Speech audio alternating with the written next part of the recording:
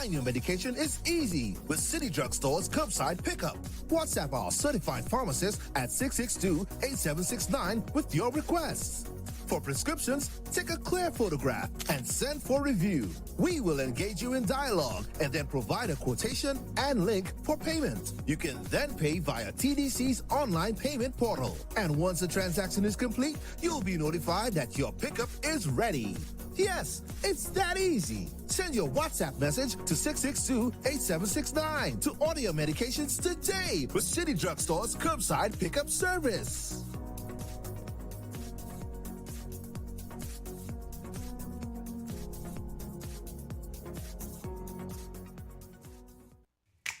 Maybe it's the way the brilliant gold liquid reflects our sunshine, or how the bright blue of its label mirrors the clear Caribbean skies overhead. Maybe it's the fresh, crisp taste of this beastly cold beer on a scorching hot day. Maybe it's even the way it brings us all together. But one thing is for sure, Carib is very much a part of who we are wherever we're from in the Caribbean. Carib. It's the way we play. Drink responsibly. People make the world go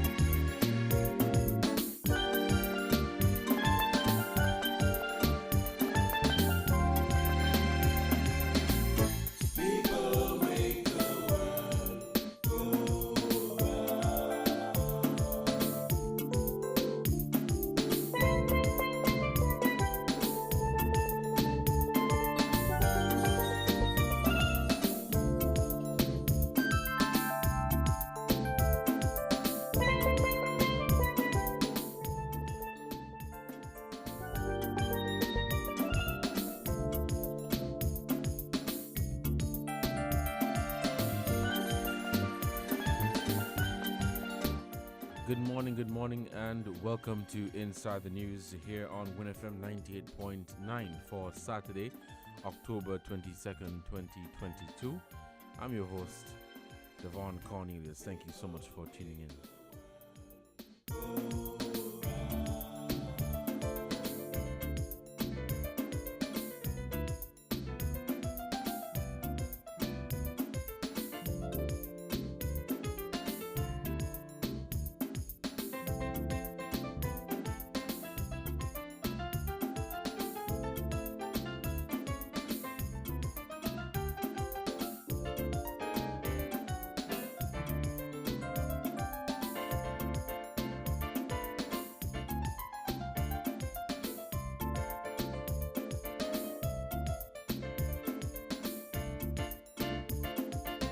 Thank you so much for joining the program today. It is 5 minutes past the hour of 11, and we're going to get the program started.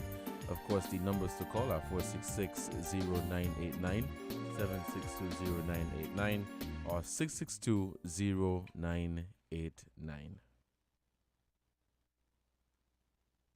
All right, good morning again, and thank you so much for joining the program. Now, I want to share two, notices with you.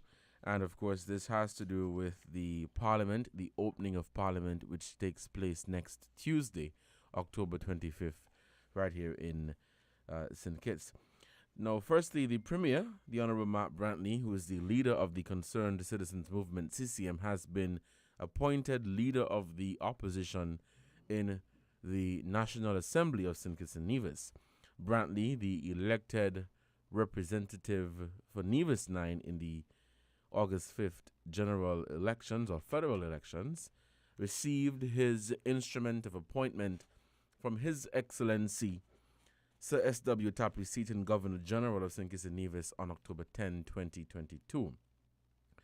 I can confirm that His Excellency has appointed me as leader of the opposition. As you know, pursuant to the constitutional provisions, the leader of the opposition is the person who, in his opinion, commands the support of a majority of those who are not on the government benches.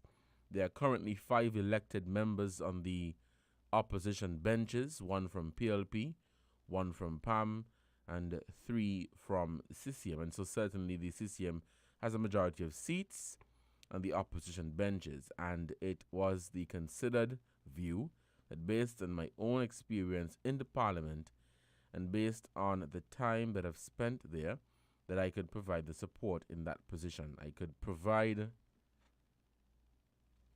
it says I could provide credible alternatives in terms of views and opinions expressed in the parliament, and that I had the breadth of experience that was necessary, said Brantley.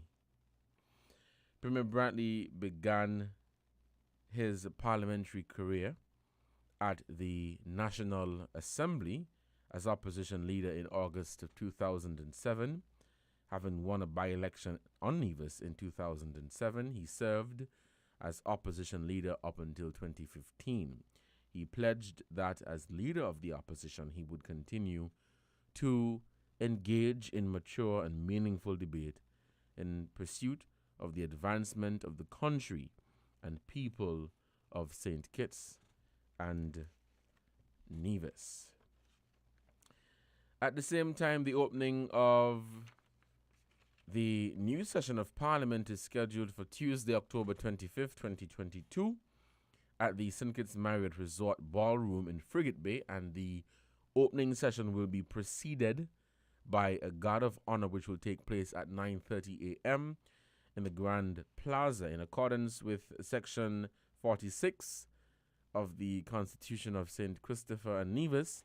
The proclamation summoning the new session of the National Assembly will be read. Following the proclamation, a new Speaker of the House will be elected, and subsequently a Deputy Speaker. The Speaker of the National Assembly is elected by the members. As the presiding officer, he or she decides all questions of procedure, maintains order with complete impartiality, and protects the privilege of freedom of speech by ensuring that all members are given a fair opportunity to express their views, but within the rules. The newly elected Speaker will give his or her announcements, which will be followed by the throne speech by Governor General's Deputy, Her Excellency Marcella Althea Liburd. The first meeting of the National Assembly will be held on Thursday, October 27th at 10 a.m. at the National Assembly Chambers Government Headquarters here in Bastia, St. Kitts. So this has to do with the opening of Parliament. The opening of Parliament is on Tuesday, October 25th, and the first session will be held on October 27th. Mark Brantley, Premier of Nevis, leader of the CCM, will be the leader of the opposition. Many people are looking forward to the opening of Parliament. You're going to have a quite an interesting opposition there, where Brantley, as the leader of the opposition, Sean Richards would be a member of the opposition in his capacity as the Member of Parliament for St. Christopher 5, and of course as the leader of the People's Action Movement, and Dr. the Honorable Timothy Harris, former Prime Minister, is the current Member of Parliament for St. Christopher 7. You know that in the lead up to the August 5th general elections, PAM, CCM, and PLP, they were not on the same page, and so PLP went their own way. PAM and CCM joined hands, and they went their own way as well, and so it would be rather interesting to see all these three parties sit on the same side on the opposition benches. I mean, what can we expect from the opposition going forward? If Brantley, in his capacity as leader, let's say, disagrees with something that the government is presenting or suggesting, what would be the response from his colleague on the PLP, Dr. Timothy Harris? So it's going to be rather interesting, and as I said, many people are looking forward to the opening of Parliament, just as so people were eager to learn who the leader of the opposition was going to be. Well, from a legal standpoint or from a constitutional standpoint, of course, we know that would have been the Premier, as he commands the majority, himself and two other members from the CCM on the opposition benches. But as I said, it is going to be quite interesting, and it is something definitely I believe people are looking forward to. That has been the conversation so far. What can we expect from the opposition? I mean, it's also interesting in the sense that the opposition literally was the government, in the sense that PAM, CCM, PLP, they were the government, Team Unity, and they're now sitting on the opposition benches, but they're not sitting, let me say, they're not sitting as one. Let me say that. They're not sitting as one. So it will be rather interesting, and I can say without a doubt that the whole nation will be listening for the opening session and, of course, for the first meeting of the National Assembly. The first session, they have the swimming in and all of that. I think that is where the ministers would be taking their oaths of allegiance and secrecy and whatever oaths they would have to take. But the first session, which would be on the Thursday, would be rather interesting. I mean, I don't think anybody thought that we would have been at a position like this at such a point in our history. You have on the opposition benches people who don't agree politically, so very, very interesting. No, it is 40 minutes past the hour of 11, and you're tuned into Inside the News here on Win FM 98.9, and I'm your host for today, Devon Cornelius.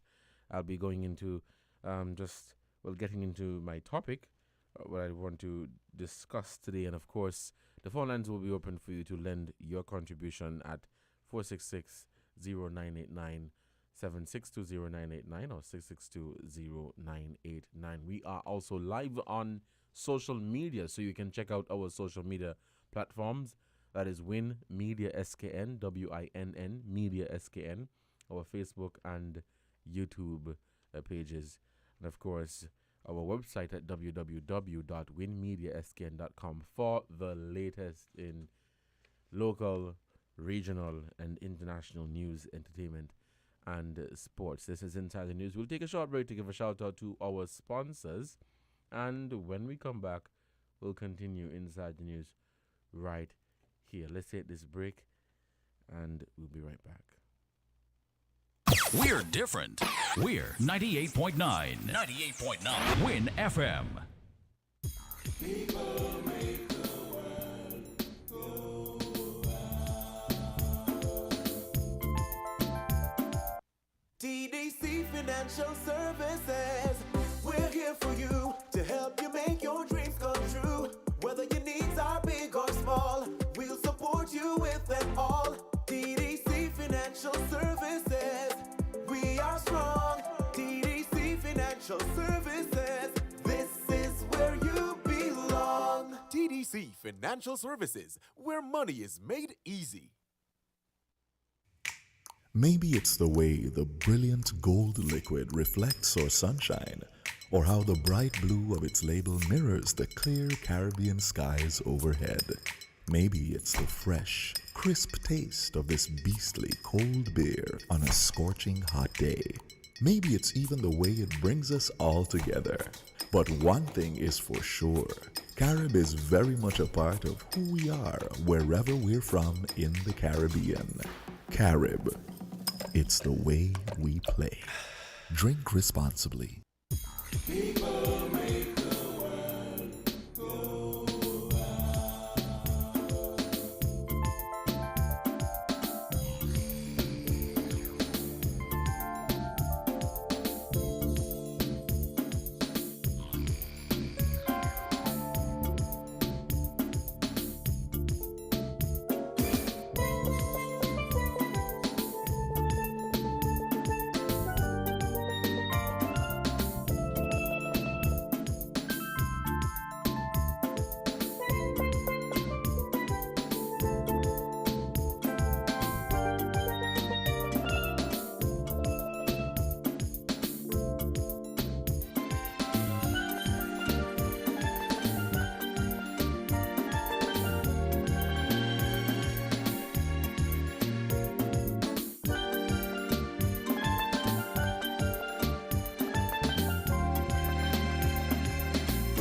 People make the world go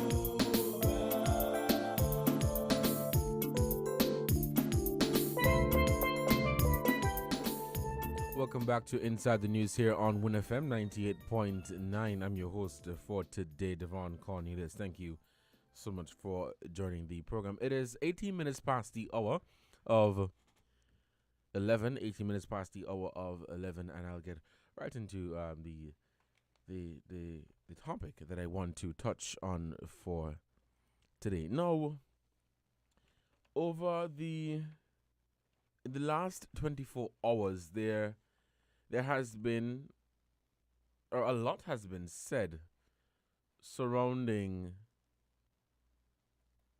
the honorarium that was scheduled to be paid on Friday, October 21st, to frontline workers. And social media reports suggested that frontline workers in Nevis had not been paid. They had not received the honorarium. And that was later confirmed by the Office of the Premier in a statement issued Friday. And I'll now read the statement.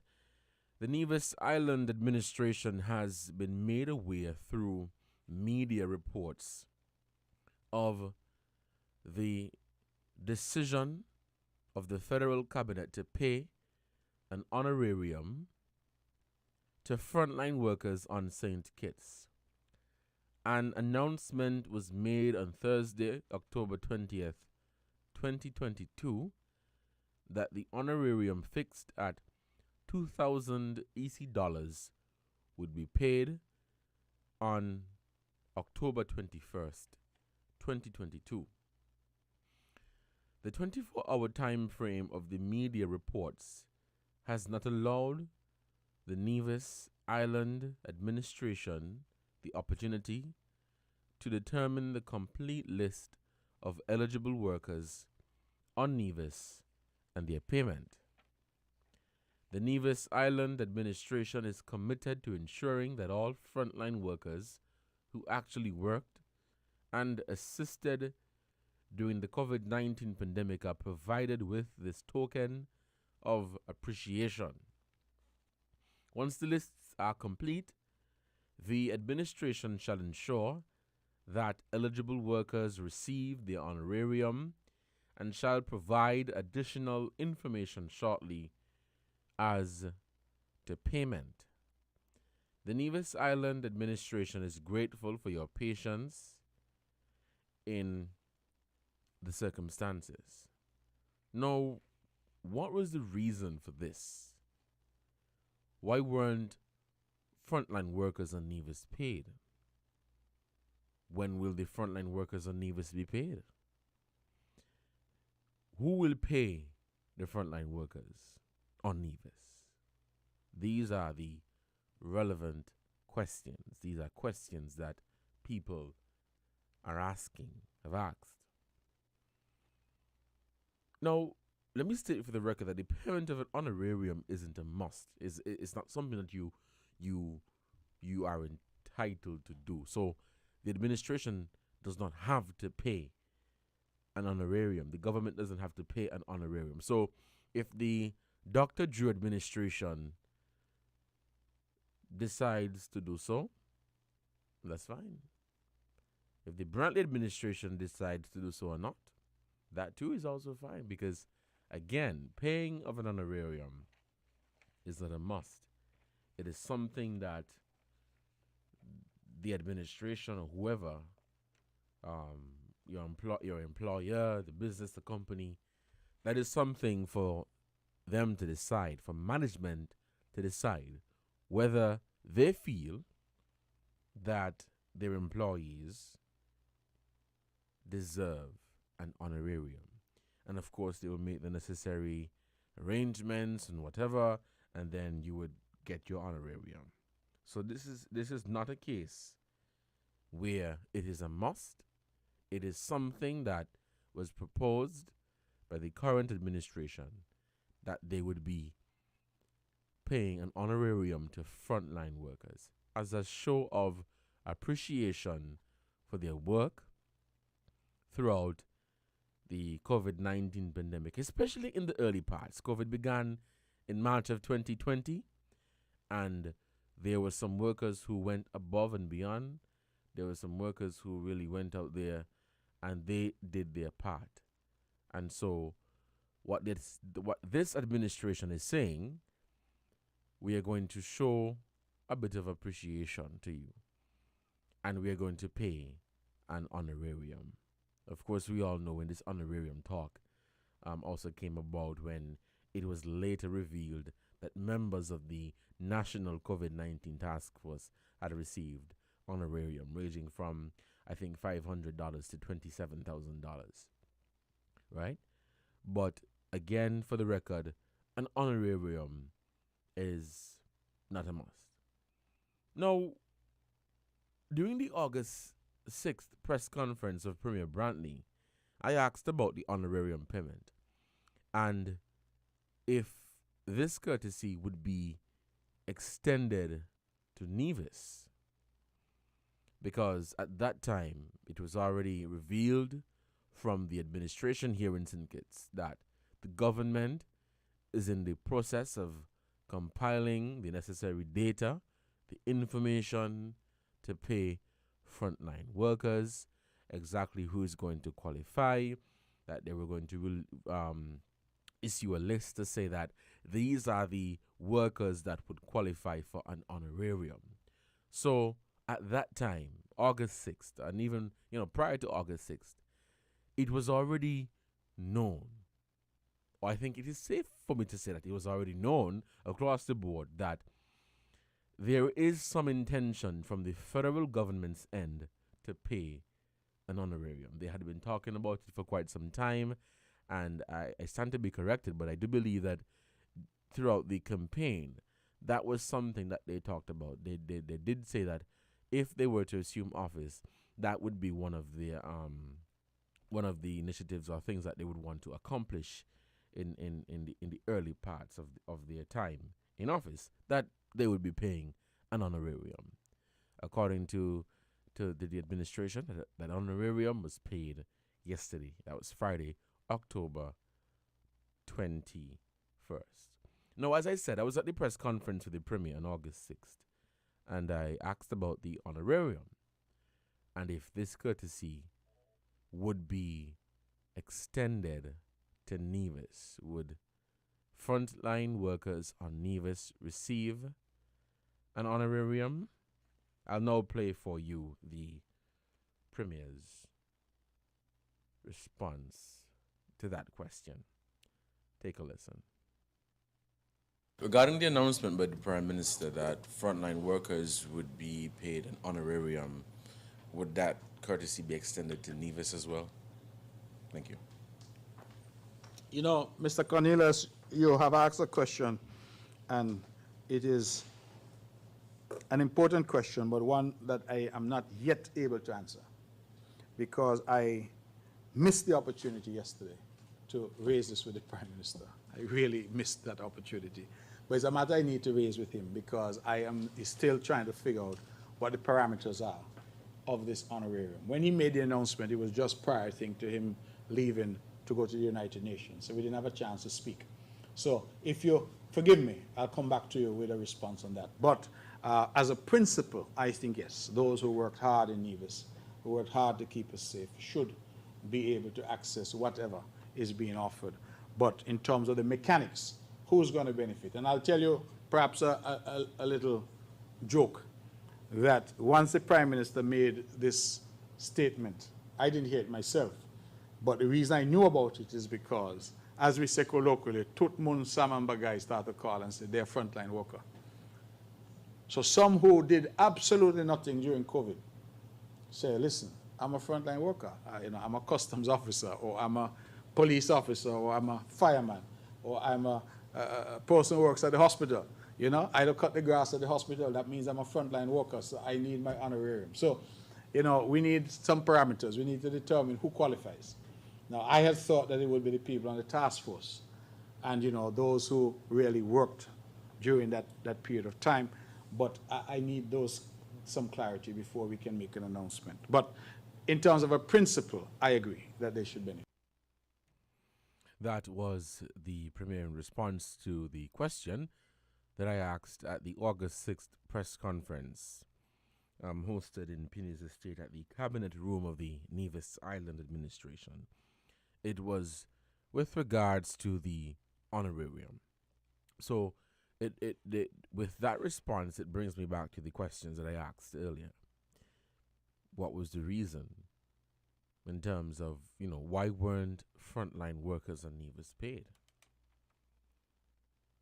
When will the frontline workers on Nevis be paid? Again, remember, I'm saying that the paying of an honorarium isn't a must. But it is not a case where COVID came and only affected part of the Federation. It's not a case where COVID came and, COVID was only in St. Kitts and it was not in Nevis. While we understand that the paying of an honorarium is not a must, you would think that if frontline workers on St. Kitts are paid an honorarium, the same would be for Nevis. Whether it is paid for or paid by the administration here, or if the NIA would say, okay, we are going to take care of our frontline workers and we are going to pay their honorarium. That is something for them to work out, whether it is going to be paid from St. Kitts' end or if it's going to be paid from the Nevis end. Right? That is something for them to work out. It raises the question, who is going to pay them? These are the questions that people are asking, right? Now, the statement from the office of the Premier is, I would say, a rather interesting statement, in the sense that I have the statement here right in front of me, where the first few words in the statement says that the Nevis Island Administration has been made aware through media reports of the decision of the federal cabinet to pay an honorarium. So this means that the NIA found out about the payment of an honorarium through some sort of media report, whether they saw it on TV, they heard it on the radio, or they read a post on somebody's Facebook page. But this suggests that the NIA found out about the payment or the decision of the federal cabinet to pay an honorarium through media reports. It suggests that they had no idea of it. It suggests that the NIA had no clue, no idea, no indication, nothing whatsoever. And they only found out on Thursday, October 20th, that the government here in St. Kitts is going to pay an honorarium to the frontline workers. If you listen to this statement and you listen to the response by the Premier, you would agree that the two they don't really make sense. They don't match. One is contradicting the other, because with the response by the Premier is saying that while he did not sit down and discuss or while he did not get the opportunity to sit down and discuss with the Prime Minister how they are going to approach this in terms of, Nevis frontline workers being paid, fine. It is also safe to say that you knew. So what is this? That was my first question when I saw this statement, respectfully. What is this? What exactly is this? You're saying the administration in Nevis is saying that they found out about the decision to pay an honorarium through media reports. And the 24-hour time frame of the media reports, because you're talking about Thursday to Friday. Maybe it's less than 24 hours, but you're talking about Thursday when they found out about this decision through media reports. And then you're talking about Friday when the honorarium should have been paid in Nevis and was paid in St. Kitts.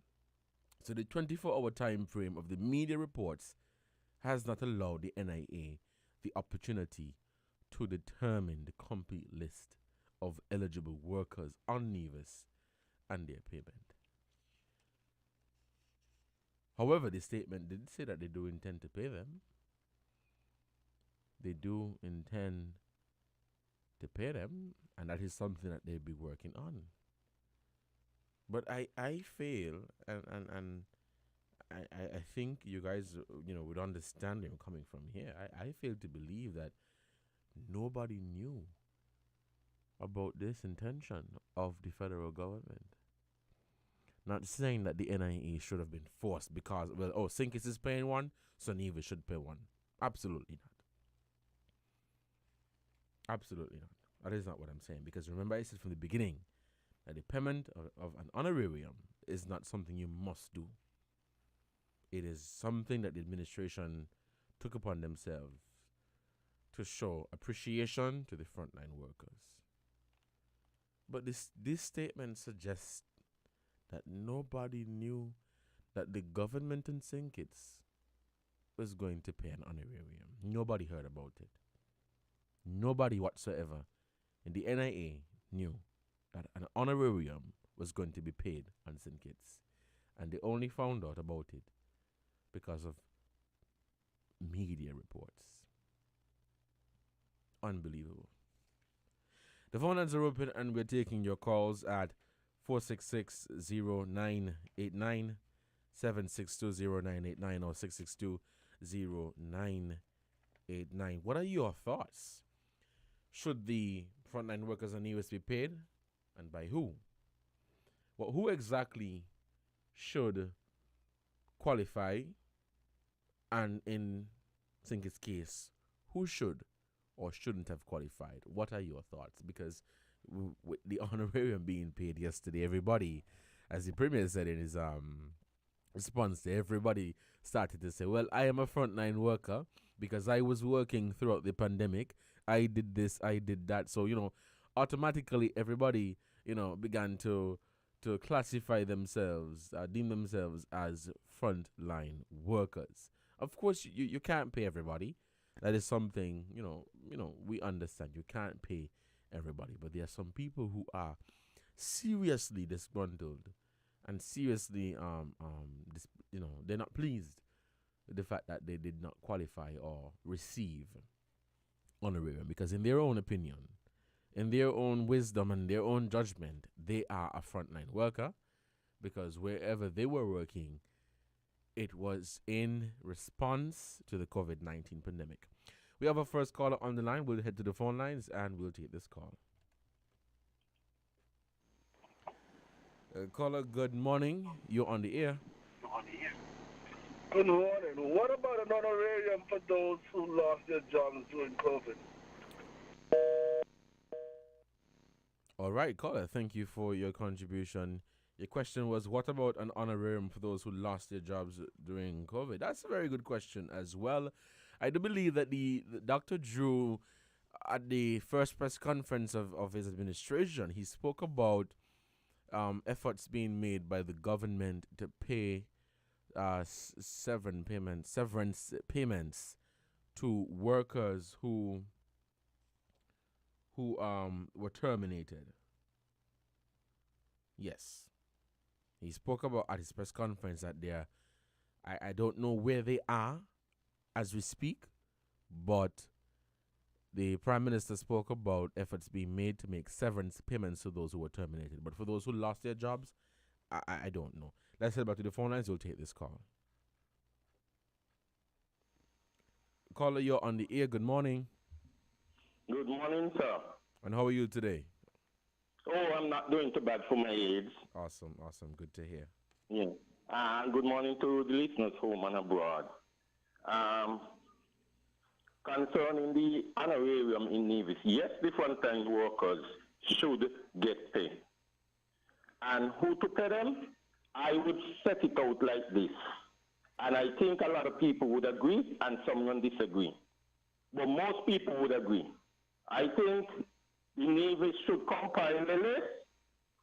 After compiling the list, the government of Nevis and the government of St. Kitts sit down, and if we come up to, say, 10 million, 20 million, Nevis pay half, and the federal government pay half. What do you think about that, Mr. Cornelius? That is a very, very fair answer, and I like that. Our proposal. I like that. That's fair. Right? And then in terms of, a lot of people yesterday I heard was disgruntled, saying that during the war, because, they say it's a war, during the war that we just fought and won, they claimed they were frontline workers, and, all frontline workers had to be given a pass. Yes. Go ahead. I know where you're going with this. You see where I'm going with this? Yes, because I had a pass too. Right. So what I think the federal government and the Nevis government supposed to do, outline it very clearly that actually Dr. Joe tried to do it the other day in the press conference. He tried. Right?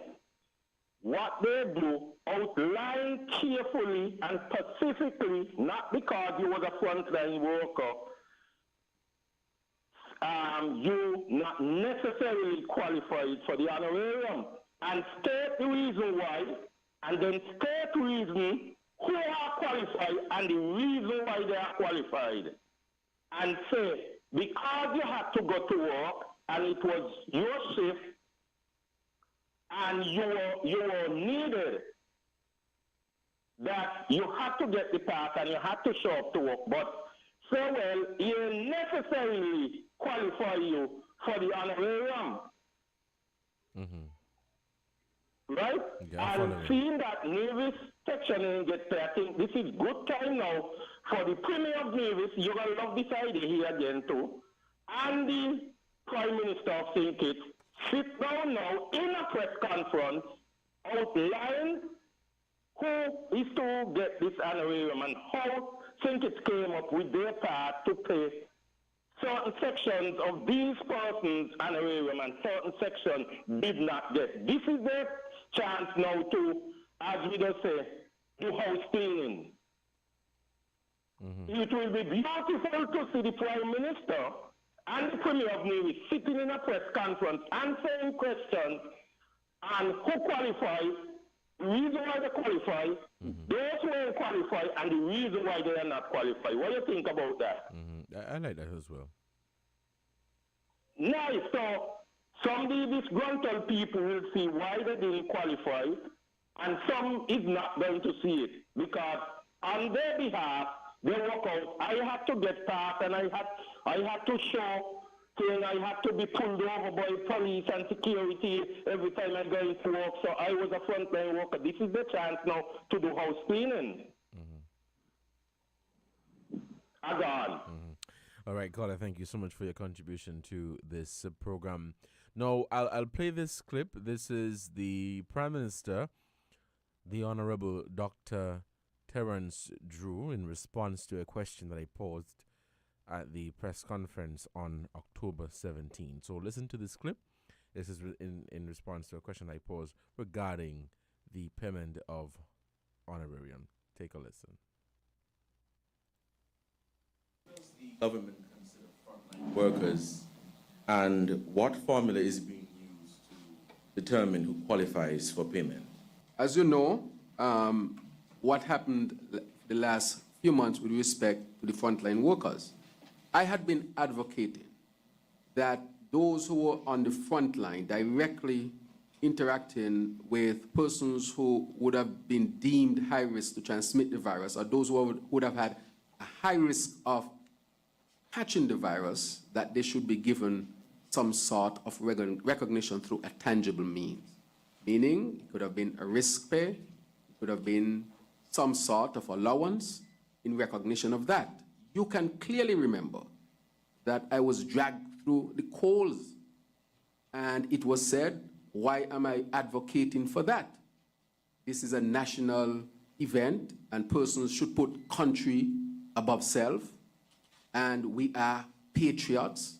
And a lot of lofty words would have been used, and a lot of lofty words would have been used against my statement then, only to find out that a few had received an honorarium, including the then minister, who would have been at least risk of the group who have contracted the virus, but she was paid an honorarium of $27,000. You had maids at the hospital who were throwing out garbage and other materials that were used by the sick, who work for minimum wage, who were most exposed, in my opinion, because they would be least trained in how to put on the PPEs and protect themselves. And they were asked to put country above self, while the minister then got an honorarium that was more than their yearly salary. Because if a maid works, let's say, for $1,600 per month, or even $2,000 per month, and you multiply that by 12, that is $24,000. Yet that maid is asked to put country above self, exposing him or herself to a deadly virus, while the minister got an honorarium more than their yearly salary or compensation. That cannot be right. And so, in order to bring justice to this whole situation, we have decided to pay an honorarium. The honorarium is to be paid to frontline workers. There is a formal definition that was given, and that definition will be shared with the media as to who a frontline worker is. When it was looked at by the Ministry of Finance, and they consulted with the Ministry of Health, those who fell into that bracket were those who were being considered from the government's end. And so I would ask you, Mr. Cornelius, and I would ask that they send that official document to you. But the objective of the honorarium is to say to those who were on the front line, who we put on the front line, who defended us, who risked themselves, to say thank you. No amount of money can ever pay for that. All right, that was Prime Minister of St. Kitts and Nevis, the Honorable Dr. Terence Drew, who is also the Minister with responsibility for Finance and Health, speaking on the payment of the honorarium to frontline workers here in St. Kitts and Nevis. So, yes, you know, these are the questions that people are asking. You know, when will Nevis get? Will Nevis get? We have a caller on the line. We'll take this one. This call. Caller, good morning. You're on the air. Yes, good morning, Mr. Cornelius. You know, I'm listening to your program, right? And I heard the first item that Mr. Brown came up with when he said both administrations should, you know, jointly pay the honorarium, right? I just want to establish, I 100% agree that every person, all frontline workers should get for both islands. But what I disagree with is the federal government paying half of it, because Nevis has its own government. The only thing I think the federal government is responsible for is foreign affairs and defense, or national security, whatever you want to call it. Because if the Nevis Island administration is has all the various ministries and departments, I think the onus should be on the government of Nevis to pay it. Mm-hmm. You understand? If the government of St. Kitts want to use its discretion and assist, well, you know, that too I would welcome. You understand? But it shouldn't be that half should be paid by the government in St. Kitts and half should be paid by the government in Nevis. Nevis has its own government, and all the various ministries and departments apart from foreign affairs and national security. If you see what I'm getting at. Mm-hmm. Yeah, I'm following. But as I said, I want to establish both islands. I think all the persons, the frontline workers, should get it. Right. Because, you know, that was a very, you know, dangerous disease, you know, that was going around. You understand? Yes. Because if the Nevis Island administration is arguing for its 25% of, what is the word, the popular word that Mr. Branty was using, fair share. You understand? Well, I think Nevis has its own government. You know, they should be responsible for paying their workers.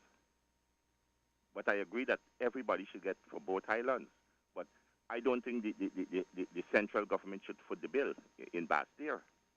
I see where you're coming from, and that too is fair, in the sense that Nevis has an administration, a treasury, and so Right.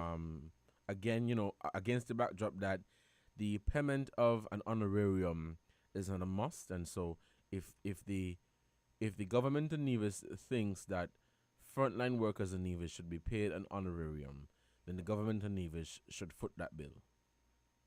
Yes, of course. But as I said, right, if the government in St. Kitts want to use its discretion and assist, you know, I don't have a problem with it. You understand? Mm-hmm. Yeah, fine. But I don't think that, you know, they should be compelled, you understand, to assist Nevis in paying it. So, I want to make it clear, you know, I don't want nobody feel that, you know, Nevis shouldn't get any. But yes, Nevis should be entitled, but the Nevis government should pay because they have a responsibility for health. Mm-hmm. That is just my, you know, that is just my contribution to the program. All right, caller, thank you so much for your contribution. We'll take this short break to give a shout out to our sponsors, and when we come back, we'll continue Inside the News here on 1FM 98.9. Let's take this break, and we'll be right back. Found the sound 98.9 Win FM.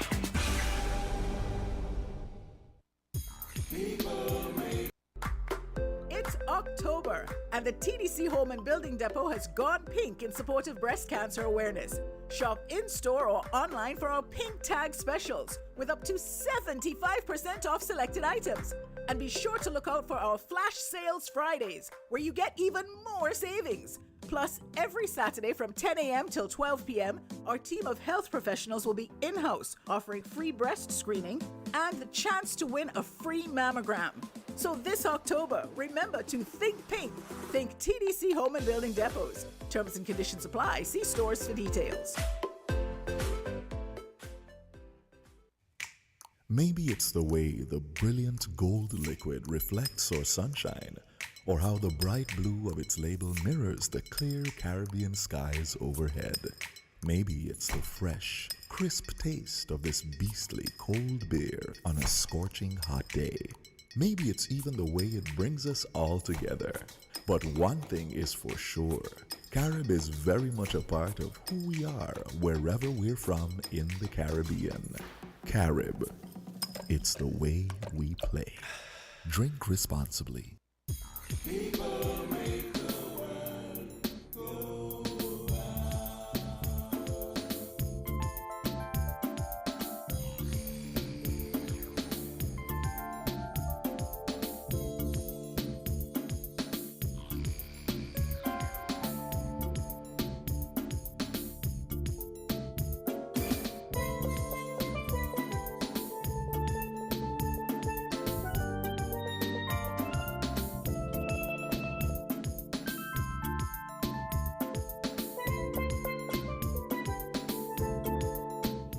Welcome back to Inside the News here on WinFM 98.9. It is 11:51.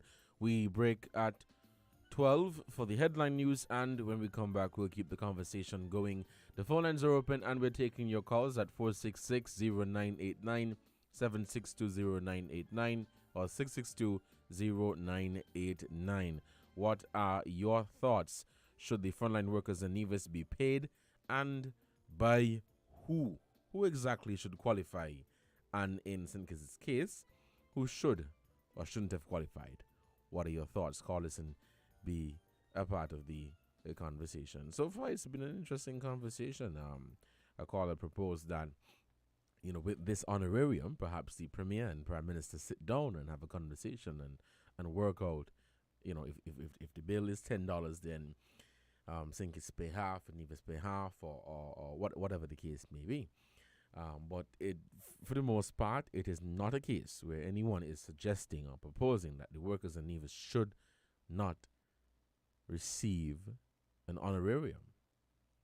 But the question is, who's going to pay it? And when? Because I fail to believe that the NIA had no idea that the federal government was going to pay an honorarium. And with the greatest of respect, this statement makes absolutely no sense. That you were made aware through media reports of the decision of the federal cabinet to pay an honorarium. It makes no sense. You may agree, you may disagree, and that's absolutely fine. But I fail to believe this. I really can't understand what it means. And that the 24-hour time frame of the media reports has allowed the NIA to compile a list, and oh boy. So what are your thoughts? Do you think the workers in Nevis should be paid? Do you think, or who should pay the workers in Nevis? Who should qualify? Because as I said, when this was announced, everybody, say, well, as a frontline worker. A caller made a very interesting point there. When, during the lockdowns, the government, through their SRNO, they went about issuing passes where if you worked at a particular business or company, you were issued a pass. And that piece of document allowed you to travel to and from work and to go to different places. Let me stick up in and we'll take this caller.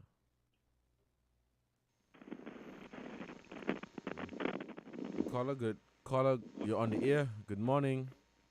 Yes, Mr. Cornelius, I called back, right? Mm-hmm. Mr. Branchley is saying that he only heard about it through the media. Am I right? Yes. But, okay, that might be so, right? But when the Labour Party won the general election on August 5th, the Prime Minister, he kept mentioning it. This was even a topic during the campaign about the amount of money that the minister received, the $27,000. You understand? Mm-hmm. And I think the same way that the Prime Minister of St. Kitts came up with this thing and said, well, okay, not only the minister and some others should get it, everybody should get it. Why the Premier of Nevis wasn't thinking the same way early o'clock? If you see what I'm getting at. Yes. I'm following you. Yeah. Because when the Prime Minister won, because this thing was during the campaign, so before the election, about this amount of money that some received and some didn't get any at all. It was a part of the campaign. Mm-hmm. You heard it on the platform from some of the various political parties. Mm-hmm. But when the Labour Party won, they said, okay, you know what? Only Mary Jane and Harry Paul got. Mm-hmm. We have to give, the others. Mm-hmm. I think Mr. Branty should have got the same thing and said, well, okay, let us do the same thing for our people in Nevis.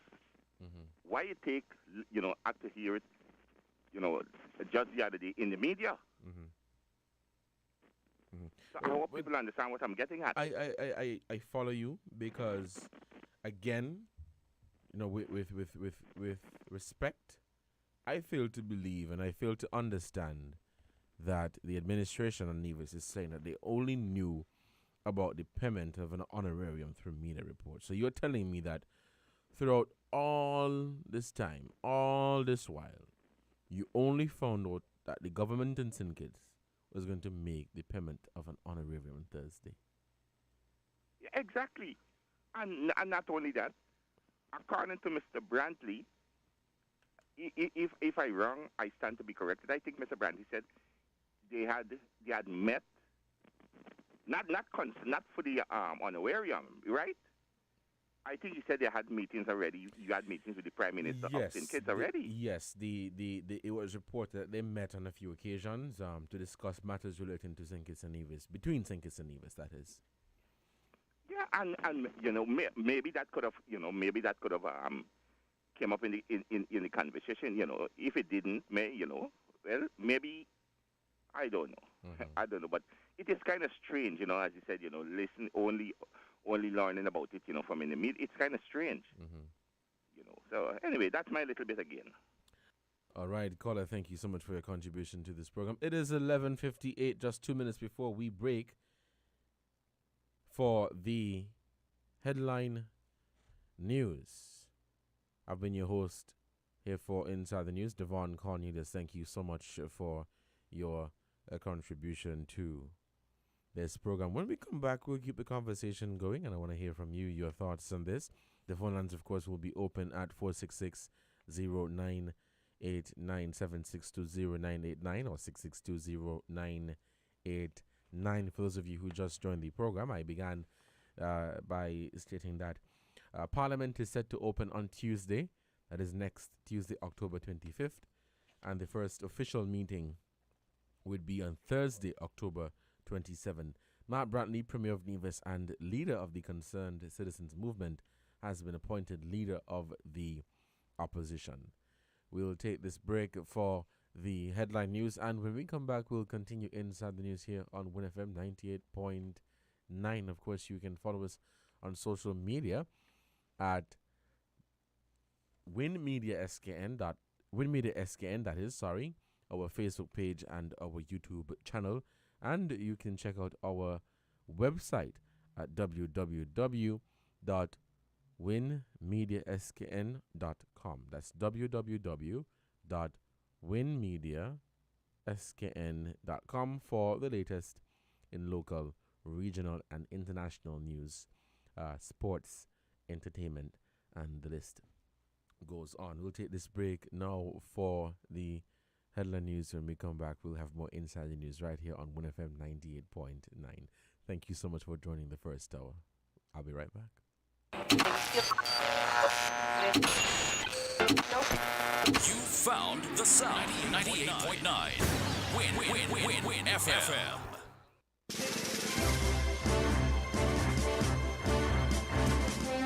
We now bring you the headline news. The headline news is brought to you by Caribbean Alliance, The Grange, KDP Enterprises, Carib Brewery, and the ICDF Taiwan Technical Mission.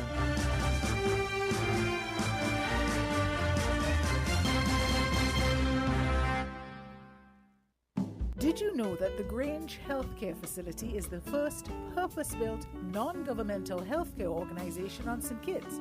It's situated at Otley's, 7 miles east of Basseterre in beautifully landscaped surroundings. The Grange has a team of highly trained professionals and provides care that's rated as being comparable with UK and North American standards. The Grange offers varied accommodations to suit your individual needs, and our all-inclusive packages make the cost of care per hour the most competitive on the island. Services include convalescent care for all ages, daycare facilities for older adults, rehabilitation services, and training and continuing education for healthcare providers. For more information, call 466-5525 or 465-8020. Fax 466-8221 or email thegrangehealth@gmail.com or visit our website at www.grangehealthcarefacility.com. Think before you bin it. There can be some use in it. The St. Kitts and Nevis Solid Waste Management, in collaboration with Taiwan ICDF Technical Mission and the Department of Environment, presents Let's Recycle. We are encouraging all residential homes, commercial businesses, and schools to bring along your plastic bottles, metal cans, and aluminum cans ready for an opportunity to win big. From 9 a.m. to 5 p.m. every second and fourth Tuesday each month at the following locations in St. Kitts: the Connery Roundabout, every first and third Tuesday at Buckley's parking lot in front of Best Buy, and the last Saturday of each month in Deep Bay. In Nevis, every second and fourth Friday of each month at Delta Petroleum, Ex-Petrol in Camps, Big Six in Gingerland, and Old Artisan Village in Charlestown. But wait, that's not all. 1 pound equals 1 point. So bring your recyclables and build up your points for a chance to win stainless steel thermal bottle, flatware set, and much more. To learn more about the recycling project, do visit our Facebook page at Let's Recycle in St. Kitts and Nevis, or contact us at 465-2372. The choice is yours. Save it or waste it. You are the difference. Reduce, reuse, recycle. With over a century of perfection behind the Mackeson name, a smooth blend with perfect balance and richness, it's no wonder Mackeson Triple Stout has a legacy of perfection. Enjoyed the world over. Introducing our new look with the same great taste. Mackeson. All hail the king. Please drink responsibly. Protect your lifestyle with Caribbean Alliance Insurance. Dealing well with a low reputation and service for second to none. Securing you is our mission. People that you can trust, your business, property, we got you covered. Motor or personal, whatever it is, we got you covered. 130 years in this business, we got you covered. For all your insurance needs, visit or call us at 465-2631 or 469-5303. Dealey Walwyn, people you can trust. Shipping your cargo shouldn't be a hassle. It can be as easy as a single call to Amerijet International, your worldwide cargo transportation solution. We provide all the services you need to ship your goods anywhere in the world, whether your shipment is fresh, frozen, large or small, alive or hazardous. You can count on Amerijet to deliver it safe and sound. Amerijet International, by land, sea or air, we get it there. For more information, visit us online at www.amerijet.com or call us at KDP Enterprises at 466-9595.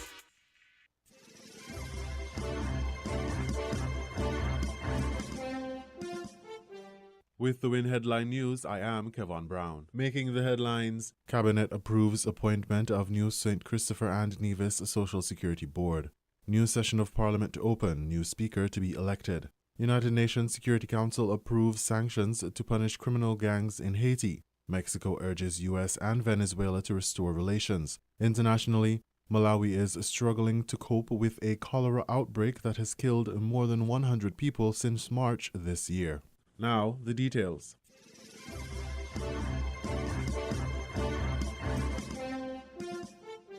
The Ministers of Cabinet have approved the appointments of the new members of the St. Christopher and Nevis Social Security Board. The statutory body was without an operational board of directors after the past chairman and several board members resigned in September. The Social Security Board now has 6 new directors, a reduction from the 10 members that made up the previous board. The new Social Security Board members are as follows. The new chairperson is Ms. Janet Harris, who has a multidisciplinary background in financial management, accounting, auditing, anti-money laundering, strategic planning, and change management. The other 5 members are Mr. Curtis Martin, the former Vice President of Human Resources, Leeward Islands for Cable and Wireless Lime, and the current Chief Human Resource Officer at the St. Christopher Nevis Angola National Bank for a combined career period of 26 years. Mrs. Kendra Archibald Woodley, a Fellow of the Association of Chartered Certified Accountants, who is currently employed at the St. Kitts Cooperative Credit Union as Chief Financial Officer and has over 15 years of experience in accounting and finance. Miss Michelle O'Brien, Attorney at Law and Notary Public. O'Brien was called to the bar for the Federation in October 2003. Miss Avenel Martin, who has worked in the teaching fraternity for 32 years, and Miss Irma Petronella Edwards, who has worked in nursing, public health promotion and administration, health policy and research for over 30 years.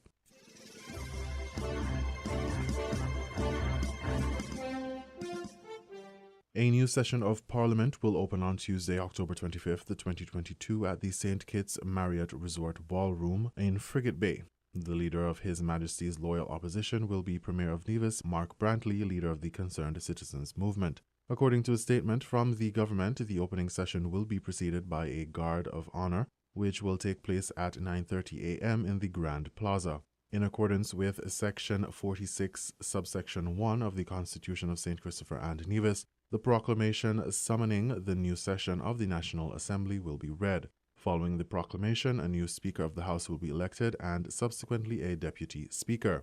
The Speaker of the National Assembly is elected by the members. As the presiding officer, he or she decides all questions of procedure, maintains order with complete impartiality, and protects the privilege of freedom of speech by ensuring that all members are given a fair opportunity to express their view within the rules. The newly elected Speaker will give their announcements, which will be followed by the throne speech by the Governor-General's Deputy, Her Excellency Marcella Althea Liburd, Esquire, Justice of the Peace. The first meeting of the National Assembly will be held on Thursday, October 27th at 10 a.m. at the National Assembly Chambers, Government Headquarters, Bastille. The last time a parliamentary sitting was held was during the 5-day annual financial statement and budgetary proposals for 2022 in December 2021. From December until the dissolution of Parliament on May 10, 2022, no parliamentary sitting was held as tensions grew within the ranks of the previous administration.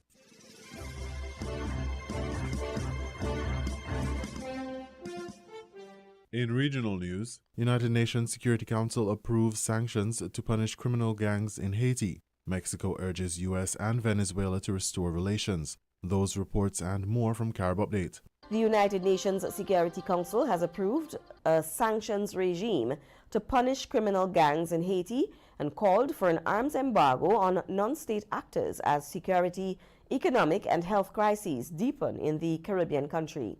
The UNSC on Friday unanimously passed a resolution proposed by the United States and Mexico that sanctioned powerful gang leader Jimmy Cherizier, also known as Barbecue. The sanctions include assets freeze and a travel ban.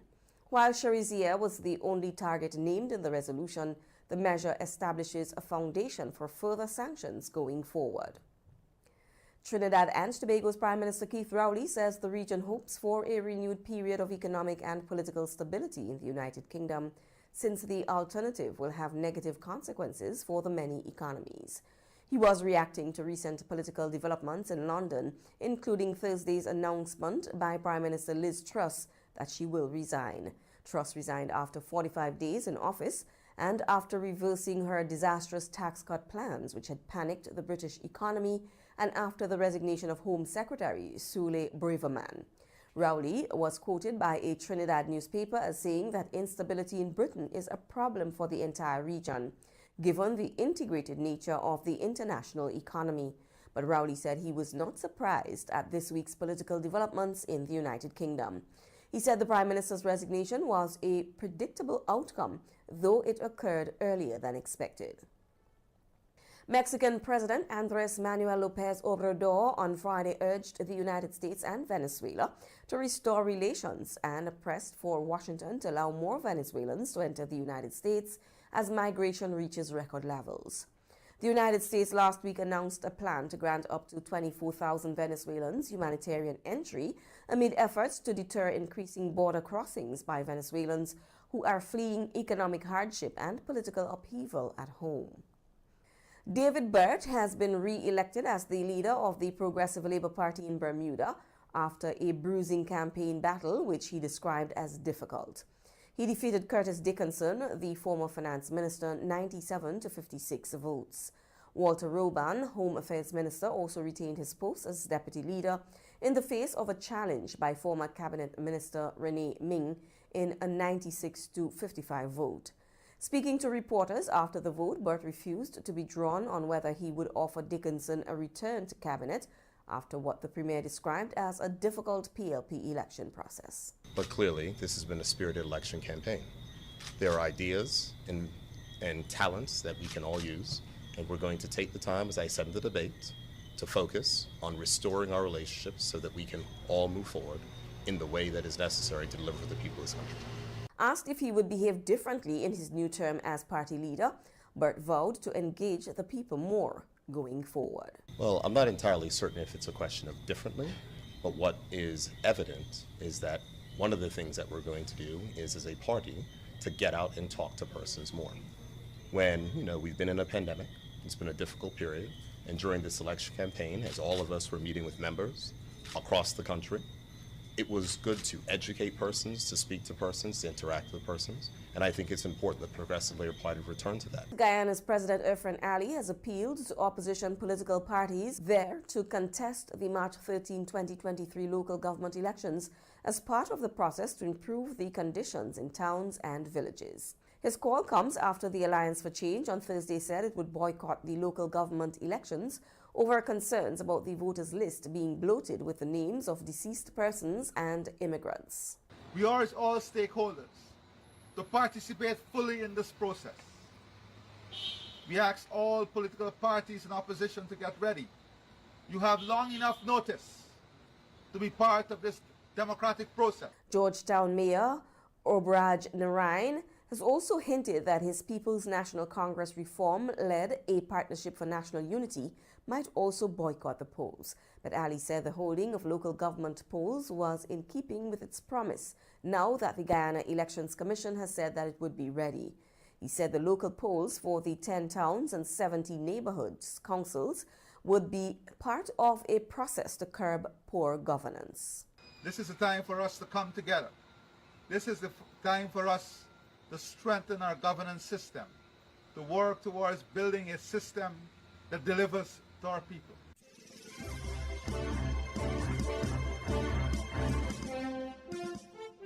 We now bring you these international reports. Worried parents are bringing their children to clinic for treatment. As the cholera outbreak spreads, the very young are among the most at risk. Maintaining stocks of life-saving medical supplies is vital to preventing further deaths.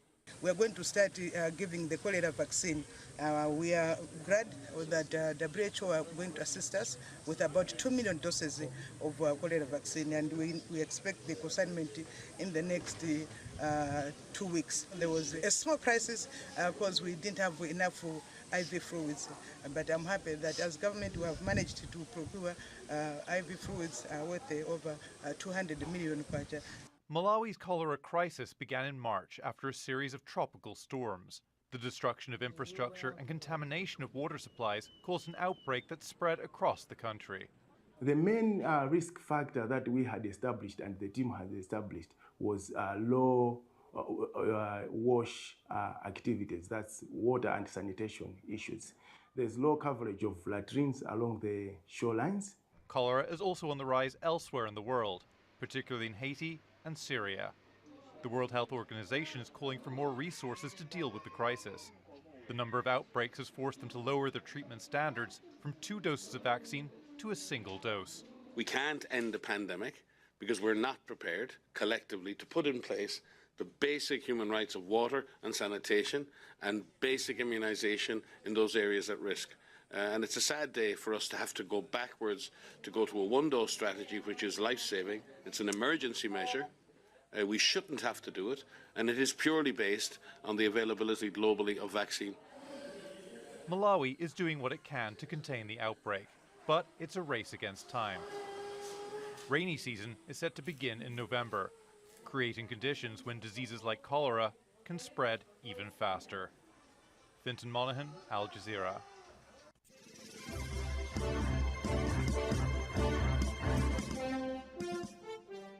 Not long after the last leadership contest ended, bets are now being taken on who will fill the old new Prime Minister's shoes. In the frame to replace Liz Truss, who resigned after just 6 weeks, is former Chancellor Rishi Sunak, Leader of the Commons Penny Mordaunt, and a certain Boris Johnson.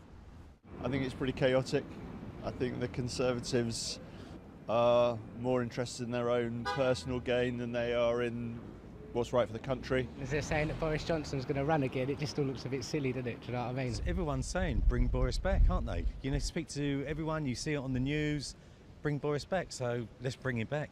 The man who resigned in July after one scandal too many is now gathering support for a push to regain number 10. Johnson is still being investigated on accusations he lied to Parliament about parties he attended during COVID-19 lockdowns. If he does run, he'll need to persuade at least 100 fellow MPs to support him. But his appeal among voters could help him sway those of his colleagues who doubt his moral credentials. This will be potentially our third Prime Minister since the general election of 2019. That means we have to think about that legitimacy question that the public will be asking themselves, and also about who could win the next election. That's obviously important for any political party at the time. So, you know, at the moment I would lean towards Boris Johnson. I think he will still have some questions to answer around, obviously, that investigation. The crisis at Westminster may be embarrassing for the Conservatives and for Britain. For others, the government's economic mismanagement has more serious consequences. A short walk from Parliament, this community centre provides meals for an increasing number of people who are struggling. The volunteers feel the government's infighting is making matters worse. I have seen so much in the last few weeks. By nowhere near have we seen the brunt of this storm that's coming. People with working jobs aren't able to make ends meet anymore. The government needs to look at what's happening on the front line, and they're not. Mordaunt was the first to officially declare her candidacy on Friday. She might hope those who can stomach neither Sunak nor Johnson will choose her as a unifying candidate in a party leadership vote that's due to take place next week. The fallout from Liz Truss's brief time in office has left deep divisions in a government and party whose unity was already falling apart. Conservative MPs may spend the coming days deciding whether they want to vote another new face into office or go back to one they know, Boris Johnson. Paul Rees, Al Jazeera, London.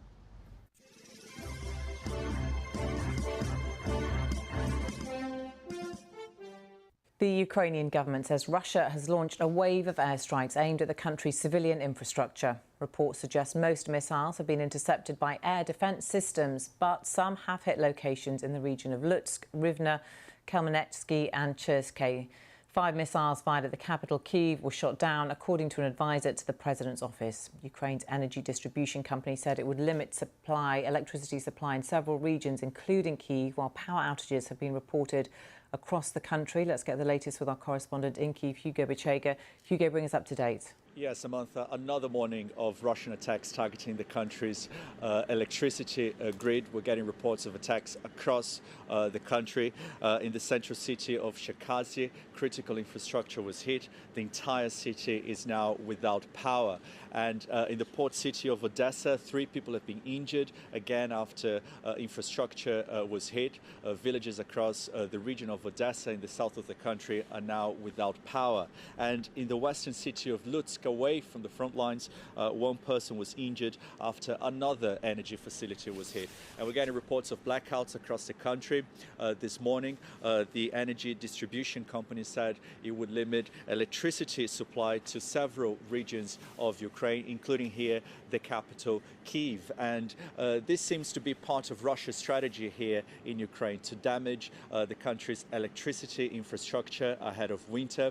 Officials here say more than a third of the country's power stations have been hit in recent weeks, and restrictions on electricity consumption have been introduced across the country. As officials say, it is going to take time to repair the damage. And we had reaction from the head of the president's office, Andrei Yermak, to this latest wave of Russian attacks. He said Russia was fighting against civilian infrastructure and people, and that Ukrainians are getting angrier by the day, and that this means they will give an even stronger answer. And this is the feeling that I get, the reaction that I get when I talk to people here in Kyiv. There's no panic, there's no fear, but only anger that civilian sites, civilian infrastructure have become the target.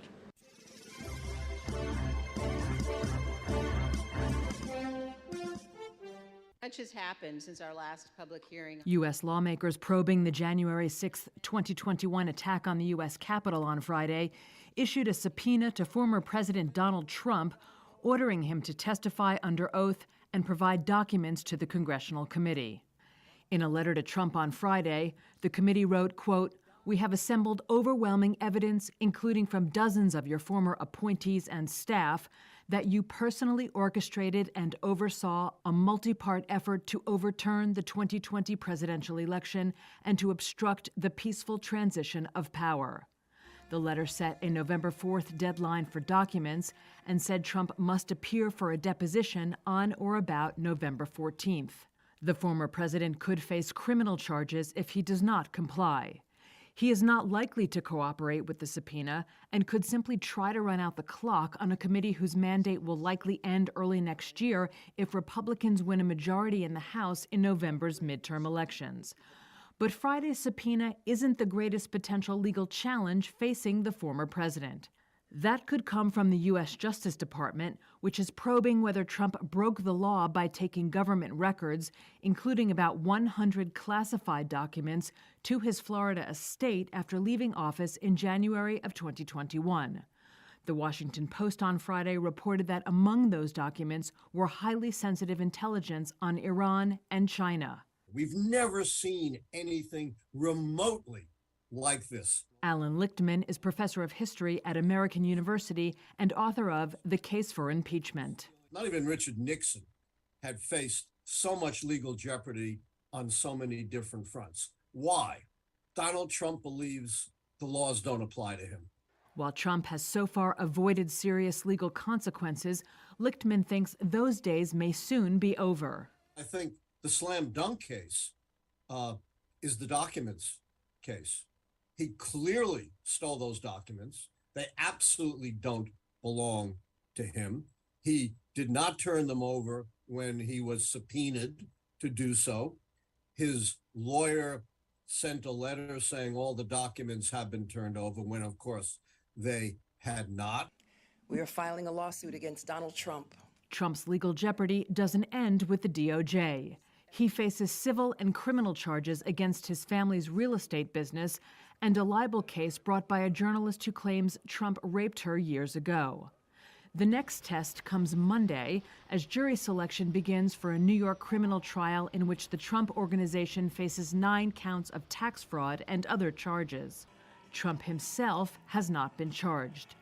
But Lichtman told Reuters the flurry of cases facing Trump means he's unlikely to escape some legal consequences. He thinks he'll never, ever be held to account. I don't agree. I think there's so much smoke here that there's going to be some fire and it's going to burn him badly.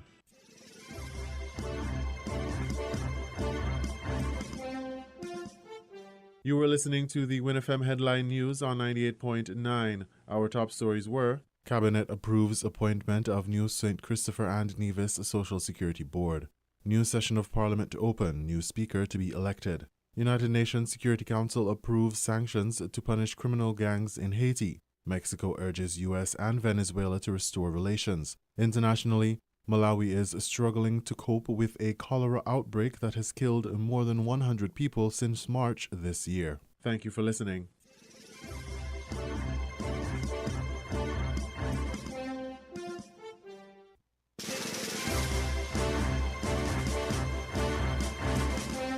That was the WinFM Headline News. The Headline News is brought to you by Caribbean Alliance, The Grange, KDP Enterprises, Carib Brewery, and the ICDF Taiwan Technical Mission.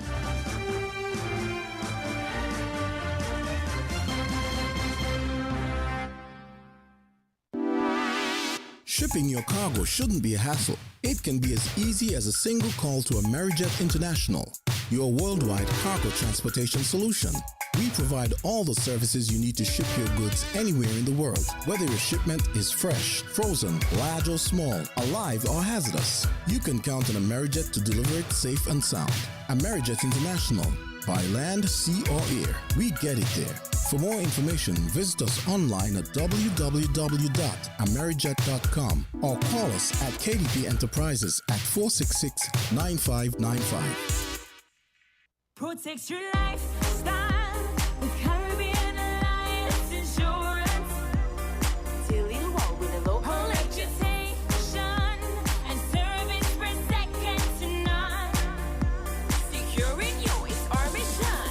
People that you can trust, your business property, we got you covered. Motor or personal, whatever it is, we got you covered. 130 years in this business, we've got you covered. For all your insurance needs, visit or call us at 465-2631 or 469-5303. Delia Walwyn, people you can trust. Maybe it's the way the brilliant gold liquid reflects our sunshine, or how the bright blue of its label mirrors the clear Caribbean skies overhead. Maybe it's the fresh, crisp taste of this beastly cold beer on a scorching hot day. Maybe it's even the way it brings us all together. But one thing is for sure, Carib is very much a part of who we are wherever we're from in the Caribbean. Carib, it's the way we play. Drink responsibly. Think before you bin it. There can be some use in it. The Nevis Solid Waste Management Authority, in collaboration with Taiwan ICDF Technical Mission and the Department of Environment, presents Let's Recycle. We're encouraging all residential homes, commercial businesses, and schools to bring along your plastic bottles, metal cans, and aluminum cans ready for an opportunity to win big. From 9 a.m. to 5 p.m. at the following locations: in Nevis, every second and fourth Friday of each month at Delta Petroleum, ex-Petrol in Camps, Big Six in Gingerland, and the Old Artisan Village in Charlestown. In St. Kitts, every second and fourth Tuesday at the Connery Roundabout, every first and third Tuesday at Buckley's parking lot in front of Best Buy, and the last Saturday of each month in Dieppe Bay. But wait, that's not all. 1 pound equals 1 point. So bring your recyclables and build up your points for a chance to win stainless steel thermal bottles, flatware, and much more. To learn more about the recycling project, do visit our Facebook page at Let's Recycle in St. Kitts and Nevis, or contact us at 465-2372. The choice is yours. Save it or waste it. You are the difference. So think smart. Take PAT, reduce, reuse, recycle. Did you know that the Grange Healthcare Facility is the first purpose-built, non-governmental healthcare organization on St. Kitts? It's situated at Otley's, 7 miles east of Basseterre in beautifully landscaped surroundings. The Grange has a team of highly trained professionals and provides care that's rated as being comparable with UK and North American standards. The Grange offers varied accommodations to suit your individual needs, and our all-inclusive packages make the cost of care per hour the most competitive on the island. Services include convalescent care for all ages, daycare facilities for older adults, rehabilitation services, and training and continuing education for healthcare providers. For more information, call 466-5525 or 465-8020. Fax 466-8221 or email thegrangehealth@gmail.com or visit our website at www.grangehealthcarefacility.com. WINN is 98.9. 98.9 is Win FM. People make the world go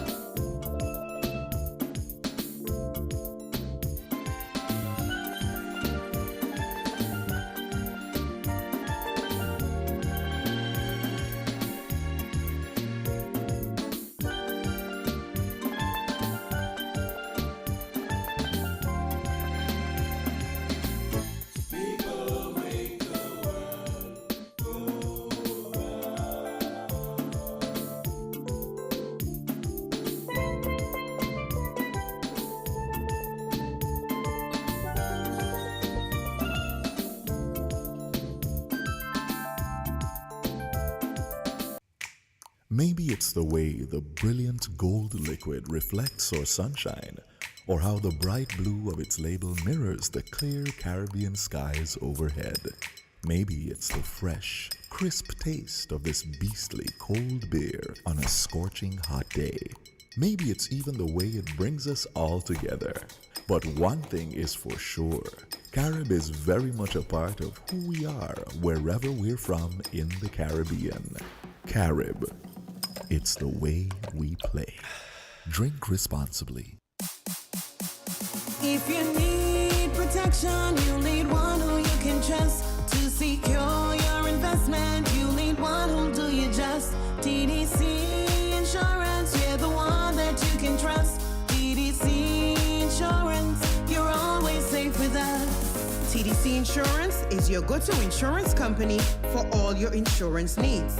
We take pride in offering you the best solutions and ensuring our customers are fully satisfied. TDC Insurance, we take good care of you, guaranteeing you peace of mind. You're always safe with us.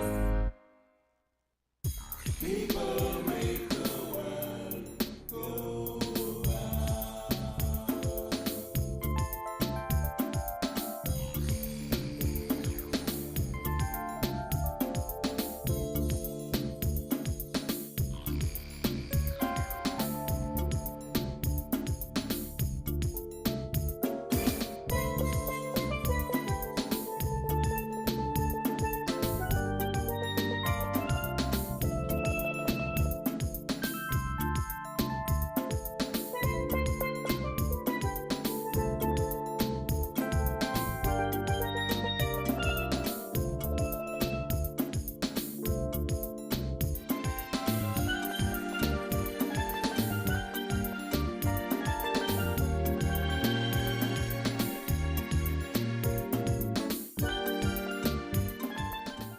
Good afternoon, and welcome back to Inside the News here on 1FM 98.9. It is 12:34 here in our studios.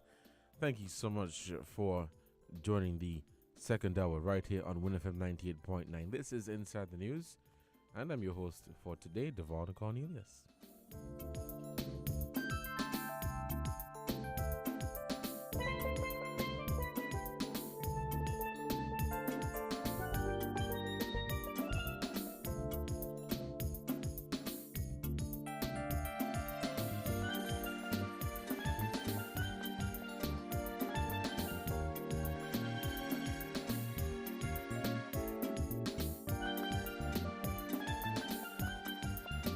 Remember, you can follow us on social media at WinMedia SKN. You can check out our Facebook page and our YouTube channel. That's WinMedia SKN.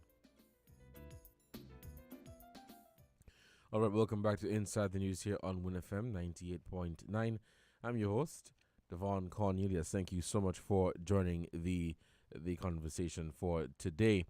For those of you who missed the first hour, we were on the topic of the honorarium, the payment of the honorarium to frontline workers here in St. Kitts, and we learned that it had not been extended to Nevis. A statement from the office of the Premier confirmed that there was no honorarium paid to frontline workers on the island of Nevis, and that is something that they're working on.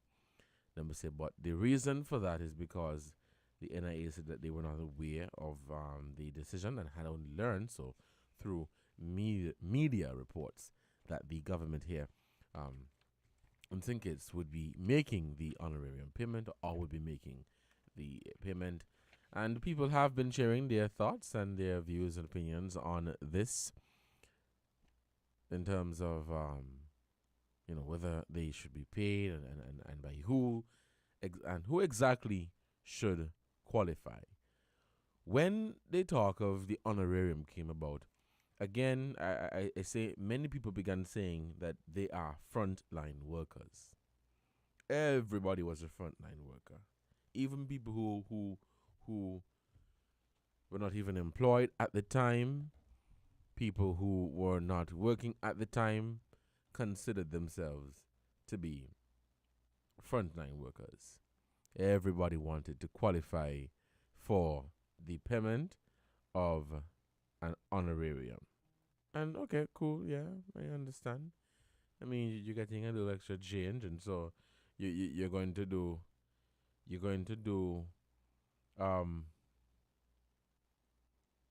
what is necessary to ensure that you receive this honorarium payment. But when the payment was made on Friday, that's yesterday, Friday 21st October, questions came about whether the honorarium should have been paid to other workers. I know people were raising questions about workers at Solid Waste and whether they would qualify for an honorarium payment, as people feel that they were part of the fight too. What are your thoughts on this? We'll take this call on the line. Caller, good afternoon. You're on the air. Hey, good afternoon, Devon. How you doing? I'm doing good. What about you? Man, you're giving our thanks, but I don't fight for you. You deserve it. You deserve it. I mean, you got to come down here and people and all who have to play this thing every afternoon. They had to go to the radio station. Yes. They had to get the news. They had to do some of the soliciting, encouraging people to go and take the vaccine. You see, I told somebody old labor is back. Nevis, the lady, Dr. Nisbet, right, in Nevis? Yeah, I don't think she is the... What's the position? She was the one... She was doing the same thing like the CMO. Yes, medical chief of staff, something like that. Yeah. So what you said Nevis didn't get done? No, according to the office of the premier, they did not... the NIA said they did not get the opportunity to compile a list. Well, hello, that was this long time, The same way they have what they told at the same time as the St. Kitts thing. Repeat That's that, the question we have to ask, too. What's the question? Were they told to prepare a list? That is something I'm trying to find out. There are people claiming that the NIA was contacted, but I can't verify that. But that would be good to find out if the NIA was contacted to provide a list. I thought they said never get in. No, I didn't hear about that. No, you see what start wrong must end wrong. Even some of them who get in, they said, I didn't even recall him saying that they were going to give a month's pay. Did you hear that in the campaigning? I'll be honest with you. I don't remember whether it was a month's pay or a 2 months pay. All I remember is their promise that they were going to pay an honorarium. But in terms of the specifics... Because I hear people saying that they were promised a month's pay for the honorarium. Well, as I am saying, and other people have said, if they know, given the number of people that they have to give to, you just make a statement and say, we did promise, but given the circumstances, you know what I mean? That's fair. Yeah, I mean, some people have got reasons, so. And then the question becomes, if you're giving, how come the low rank and the top rank getting the same thing? You mean, so you in terms of the $2,000 across the board? Yeah. Ah, okay. Remember, the top has to manage, organize, and so. Yes. I see you're coming from there. You see what I mean? This thing is not properly thought out, It's an appeasement. I mean, if you're working for 1,000 something a month, of course, I'd be glad to get 2,000. So I am asking the question, will the bottom and the top get the same thing? And those who got, was it 500 or what, 5,000? The first honorarium, what was it? What was the smallest figure given? I honestly recall 500, but I told somebody on the radio, so yeah. I said to myself, if I got 500 in the first payment, and the Prime Minister is saying that once you got in the first round, you can't get in the second. I said, that can't be right. Some people got 750, some got 500. So if you're sharing 2,000, they should get the difference. Isn't that so? Wouldn't you think so? I mean, when you make a decision... So you make so you get 500 now. So you're saying give them the 1,500. 1,500 for you. Okay. I mean, to go out and say, well, if you got in the first That don't make sense to me. I mean, But what do you do? What do you do with people who got $20,000? they already got it. So maybe somebody is here who in the 2,000 bracket entitled to the 20,000 too. But there has to be a limit. There has to be a cap. So That's what I'm should the saying. limit be $2,000 or $27,000? Because remember the highest was $27,000. No. He says a flat $2,000. He already set it at 2,000. Okay. So all I'm saying, if you fell below it, you should be given the difference. Is that unreasonable? And what about if you go above it? Should they take it back? That's a political move. That is Political move and just a consequences, question. you know. What's the question? No, so what the media, they said the media is essential workers. Well, that was a question. Well, a similar question a caller Well, the asked me association for. could put it to the minister, you know, Minister of Finance. Because sometimes we talk, but we don't take any action. It don't got to be an aggressive action. You say, look, your condition, you all had to work, go out and investigate. I heard a man said he used to drive. He was asked to collect the doctors and the nurses, and he's not on the list. Some taxi men saying that they didn't work for 2 years, and therefore, no, let me tell our people again. World recession is coming.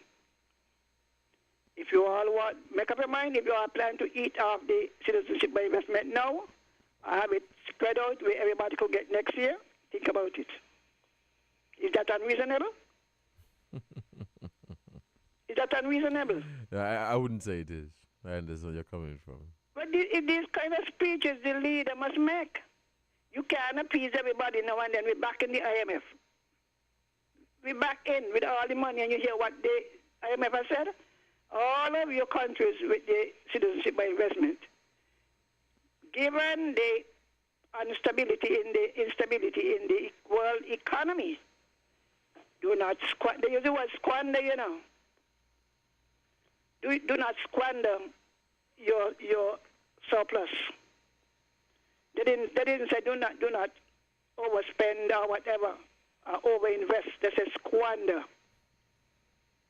So what do you think they consider squander? Based on Have you thought about it? Yeah. I mean, we know. What do you think they mean by squander? Don't squander. You spend your money where you don't need to spend it. Because you see, for years they've told them to have a sovereign growth fund. You know about that?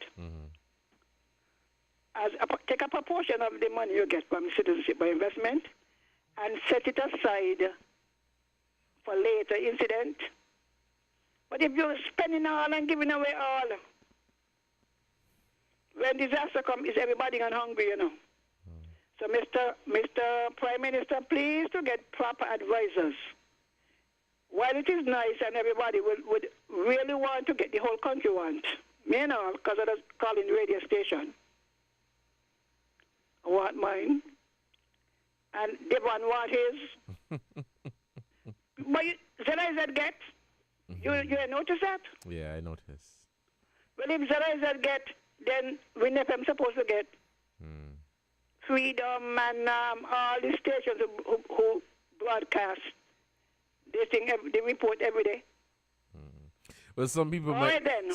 Some people might say if I said that I'm being biased because I work here. But I'll say this much, right? I have no issue with ZIZ or SKNIS getting an honorarium because they're workers. They worked hard. But I'll tell you this much: when we had the COVID-19 press briefings, we were here. We came here just like the other workers. We sat here in this office. So you work all day from the 8 to 4, 8 to 5. And you were here up until 6 and 7 o'clock, listening to these press briefings, taking notes, ensuring that the information got out to the people, right? So this is not a case where it was only one particular media house that did all the work. Yeah, I understand. If an honorarium is going to be paid, more than likely it's going to be paid to people who are on the government's payroll. Fine. But this is where you might end up in a situation. Because remember I'm saying that everybody is now classifying themselves as a frontline worker. But in this case, other media houses, they did their part. They played their part. They were here. They would make sure that these press briefings came on time. The information, they asked the relevant questions, were asked as it relates to COVID-19. And they were part of the fight in terms of COVID-19. But I say all of that to say, you can't pay everybody.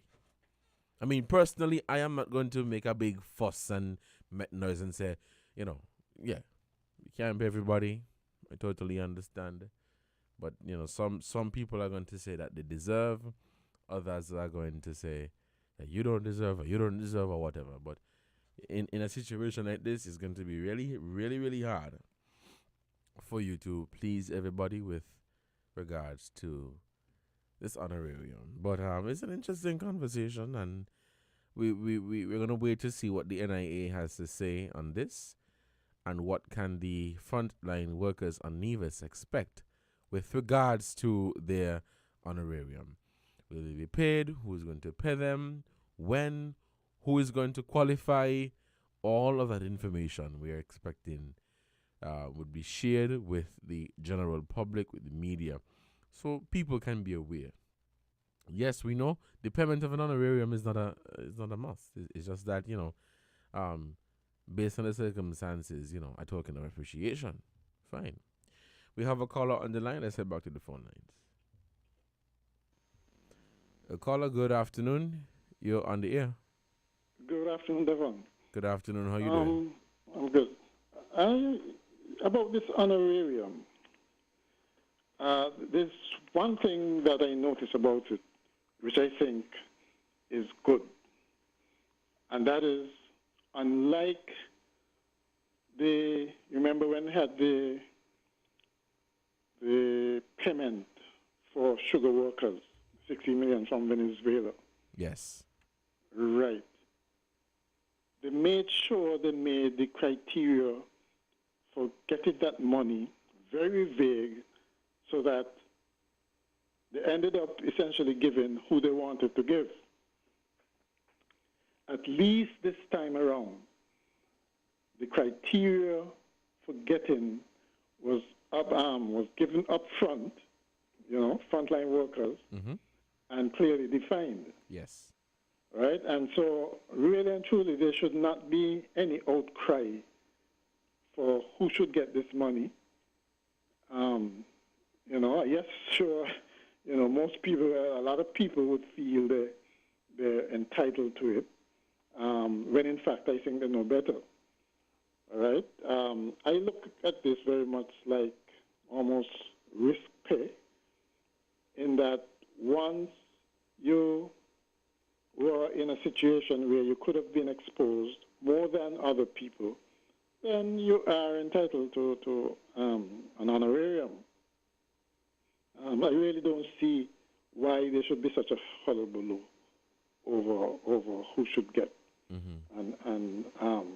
And certainly, I disagree with the previous caller who said that we should be careful of how we are spending now.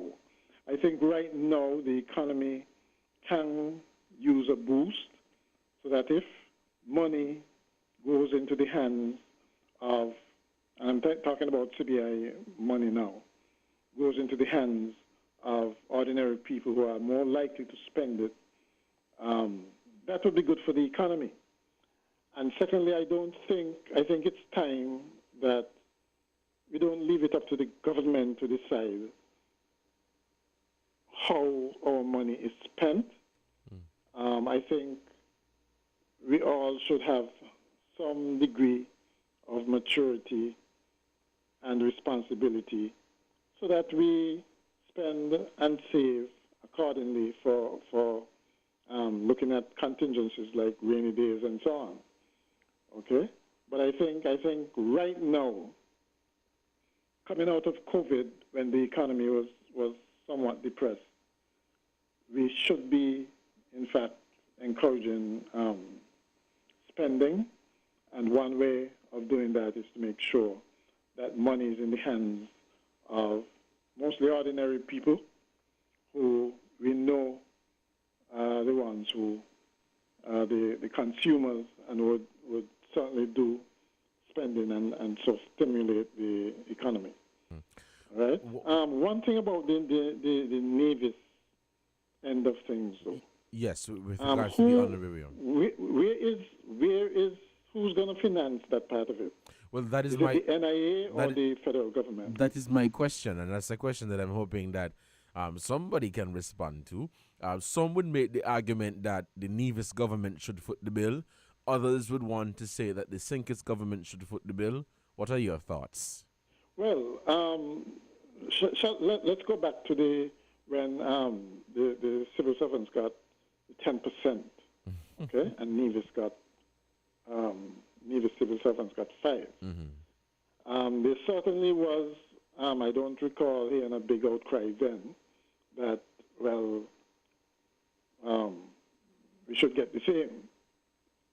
All civil servants should get the same. I would imagine that federally paid workers, like the firemen and police and so on, they would have gotten 10% in Nevis? Yes. So not to cut you off, caller, but they remember the workers in Nevis who are paid by the government in Sinki. So the police officers in the fire, they got their honorarium. 10%. Because they're they paid. Got their honorarium, right? Yes, they're paid through the Sinkis government. I would imagine that if there was going to be any problem, any outcry, it would have been in Nevis because of the differentials there. You know, one can argue that, you know, if you're going to be paying honorarium to frontline workers, and there were frontline workers in Nevis, regardless of whether they were federally paid or not, paid by the federal government or not, they should be receiving, they should be entitled to the honorarium as well, same time. Okay, I don't know what the problem was. Was it miscommunication? What was the problem? Why only certain frontline workers in Nevis got paid?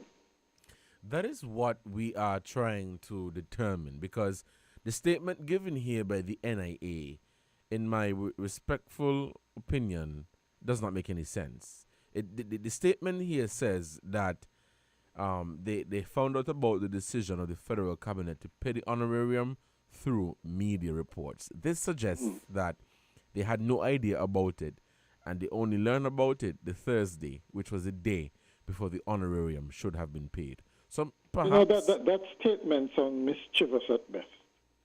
Okay, it's almost like passing the buck, right? And I think the government in Nevis should be called up for this. I mean, it's almost ridiculous.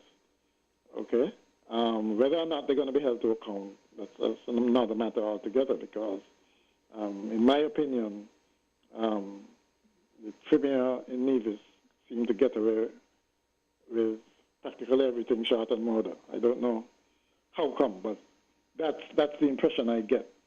Okay, and if this is another attempt by him to pass the buck to somebody else, I think it's very lame. Right? There's an election for the NIA coming up, and it would be interesting to see how all of this is factored in to that election. Okay? But certainly the disparities between the workers in the two islands, it's not good, I don't think. And you can't claim on one hand that it's a federal government, it's within the federal government ambit to do right for the people of Nevis in one sense, and then in the next, basically absolving yourself of the responsibility to make sure that they are not disadvantaged when it comes to things like these. Okay, I mean that's how I look at it. Okay, and certainly some statement, some additional statement should be forthcoming as to what caused the mix-up in this case. well, the statement came from who? Mr. Brantley or the NIA? The office of the. It was an official statement, right? It's an official statement from the office of the Premier. From the office of the Premier, right? Okay. I think it needs to be responded to because I found it very unsatisfactory. It wasn't good enough. I think, if I were a Nevis civil servant, I wouldn't just take that at face value. Right? But I guess we'll wait and see what the outcome should be. But there has been an announcement that they will, in fact, get paid. It's just when, right? Yes. Right. So maybe, I don't know, it might be an attempt for further negotiations on the matter, insofar as cost sharing and who pays for what. Okay, but I would have thought these things would have been ironed out well in advance. And like I said, that statement is nothing short of mischievous and sure to cause more harm than good in terms of relations between the two entities, the federal government and the NIA, relations which I thought we said were improving. Well, I could tell you this, caller, as this statement does not suggest so. This statement reminds me. I'll tell you what this statement reminds me of. This statement reminds me of the back and forth we had under the former administration. Yeah. Between St. Kitts and Nevis. Yeah. It reminds me of posturing. That's what it reminds me of. That there's still some kind of posturing going on between both islands certainly the envisioned politicians trying to put this on St. Kitts again, right? And to me that's not good, right? That's not the way to make sure that you have openness and transparency in the relationship, okay? And I hope we're not back to the days of machinations and subterfuge and these kinds of things in governing, okay? Because that does not normally end well, as we can see. All right. From the fact that we had to have an early election. So let's just see what happens, I guess. All right, then. All right, caller, thank you so much for your contribution to this program. It is exactly 1 o'clock here in the studios of 1FM 98.9, and you're tuned into Inside the News. I'm your host for today, Devon Cornelius. For those of you who may have missed this statement, it says the 24-hour time frame of the media reports has not allowed the Nevis Island administration the opportunity to determine the complete list of eligible workers on Nevis and their payment. The Nevis Island administration is committed to ensuring that all frontline workers who actually worked and assisted during the COVID-19 pandemic are provided with this token of appreciation. Once the lists are complete, the administration shall ensure that eligible workers receive their honorarium and shall provide additional information shortly as to payment. The NIA is grateful for your patience in the circumstances. It is 1 o'clock.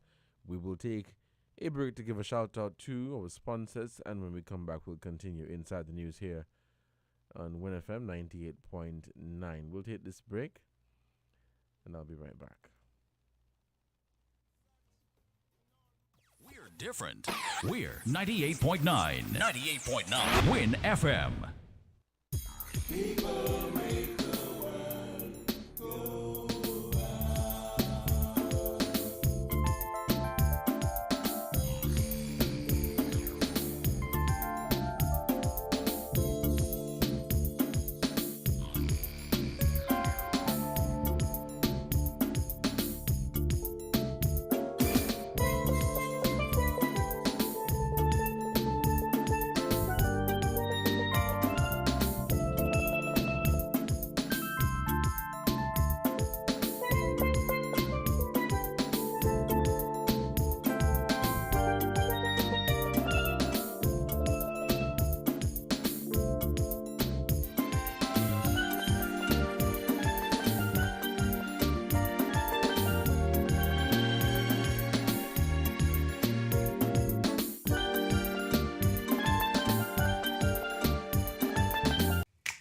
Maybe it's the way the brilliant gold liquid reflects our sunshine, or how the bright blue of its label mirrors the clear Caribbean skies overhead.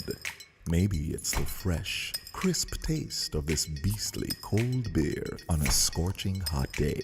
Maybe it's even the way it brings us all together.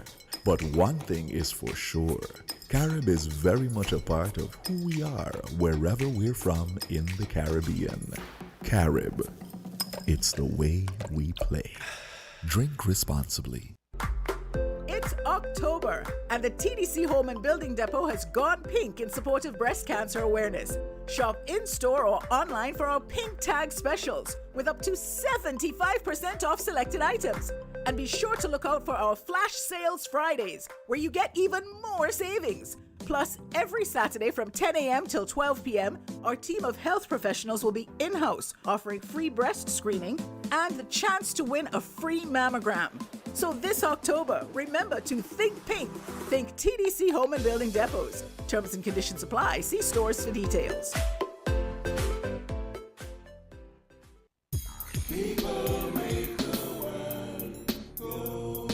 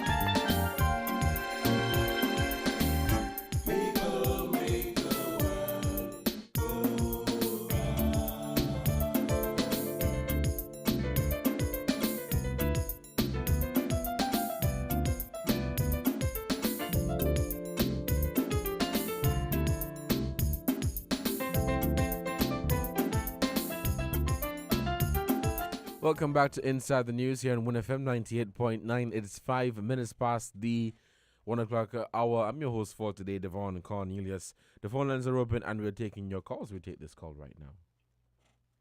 Okay, we seem to have lost that caller. Please call us back at 466-0989. The caller is back and we'll take this call. Well, caller, good afternoon. You're on the air. Yeah, good afternoon, Devon. Good afternoon, my good friend, the last caller. His job is harder now. He has to defend the indefensible. Now, what is the source for the other area? If it is the citizenship by investment money, then he must have a right to expect. You see what I'm talking about? If it is coming from the tax, which is insufficient to cover the government expenditure, you could say, well, the tax money from St. Kitts, and even so, a lot of the taxes paid by large companies in Nevis, they are paid in St. Kitts. He announced that they're going to get paid the next 2 days. The people in the Ministry of Finance in St. Kitts have to take some of the blame, because they would have had to transfer the money to the Treasury. You understand what I'm saying? I'm following Checks you. will have to be So that when they were in the process of making preparation, because they wouldn't have gotten the names the day before. So you can't go and put blame on people. If any blame, the blame lies in the Ministry of Finance under the Prime Minister and making excuses. It is a mindset. That's why I am keep warning Dr. Joe, please get rid of some of these old labor who acting as advisors. All they know is division. That is what they thrive on. They thrive on division with the hope that Nevis will secede. That is it, you know. They're playing the same card. And then you won't come and try to defend it? Nevis must beg. They should have transferred, if they don't want to do the distribution, right? You transfer the money to be, you say, well, I'm going to give you whether 2,000 or 2 million. You transfer the lump sum to the Nevis Treasury and let them prepare the list given the same criteria, like in St. Kitts. You see what I mean? They could have done that. Now, I heard something on the news about the new Social Security Board. Who is the chairman of the board? I am not sure. I saw some names as well. I'm not sure if that is the complete list. I know I think there's 6 names that were released, but I believe it's usually more than that. But I don't know who the chairman of the board is. I was surprised to hear some old people name. I don't mean old in age, old labor. We're going back, you see, the same thing they were saying, oh, you need to get all the old people. But it's the same thing happening. There ain't nothing that changed in St. Kitts, you know, only the faces. Some people who left with multiple benefits, back on boards, back on the bank. Everything you see, what these boards are, they are compensation for party loyalty. That is it. You know, somebody had asked me before, Mrs. Henry, you want to go vote, not me. Not me. And I'm waiting to hear who all on the bank board because the Banking Act and the governor of the central bank has already informed through the bill. Only persons with training and experience in that kind of a work should be on the board. Not anybody, because you're talking about handling assets worth billions. So, you see, nothing changed, you know, just the faces. You clean the board with party people, you put back on your people. So, if you are not a party supporter, or even if you were, and you have the competence, you can be on a board.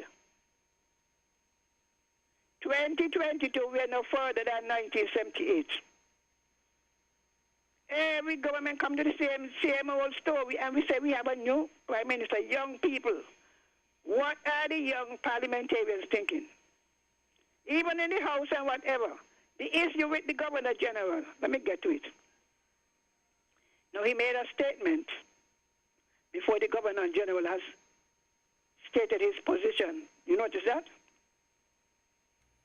What are you notice that? What are you referring to? He said, soon you're going to keep your ears open. We might have a female Governor General. Has the Governor General resigned? Was he asked to vacate his position?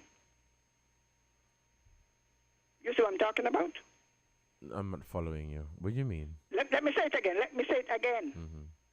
I asked the question, has the Governor General indicated to the government and to the public that he is resigning or has been asked to vacate the seat or the position? I don't know. Before you go and announce that we're going to have a female Governor General?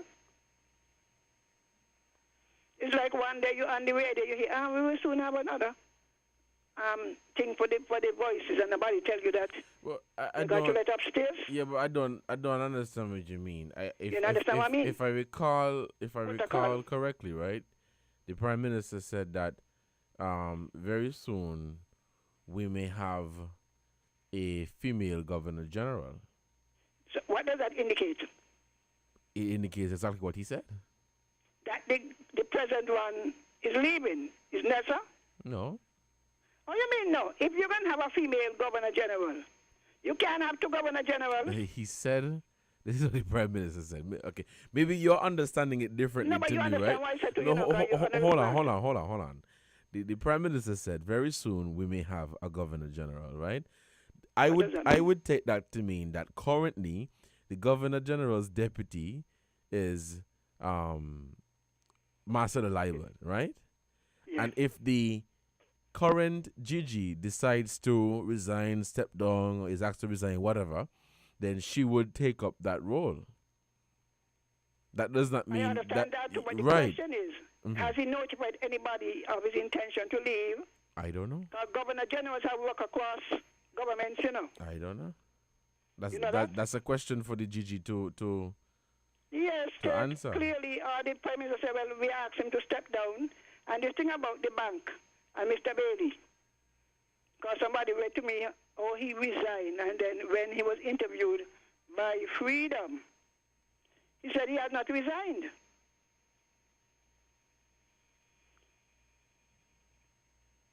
So what are we doing? What are we trying? It's the same thing happened in 1995, Devon, you never born yet. I could tell you, you born before 1995. The same thing happened when Pam left and Labour went in. They cleaned the top of National Bank. They begin to say, well, if you want to hold this position, you must have a degree. And would you believe they push out a lot of people in managerial position, but the activists in their party without degrees were allowed to stay and were given promotion. When are we going to mature as a nation? When we're 45? Check out all the boards and see. All right. And all of you who run in and taking people position, remember when the wheel turn, you'll be out. They won't do nobody haul you. You hear? All right, caller, well, thank you. Thank you for your contribution to this program. It is 50 minutes past the hour of 1, and you're listening to Inside the News here on WinFM 98.9. I'm your host for today, Devon Cornelius. Thank you so much for your contribution to this program. Remember, we are live on social media at winmediaskin.com. Let's head back to the phone lines. We'll take this call. The caller, you're on the air. Good afternoon.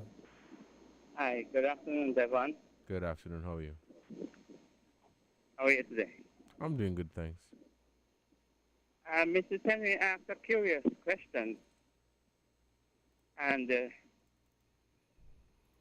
it pertains to the honorarium.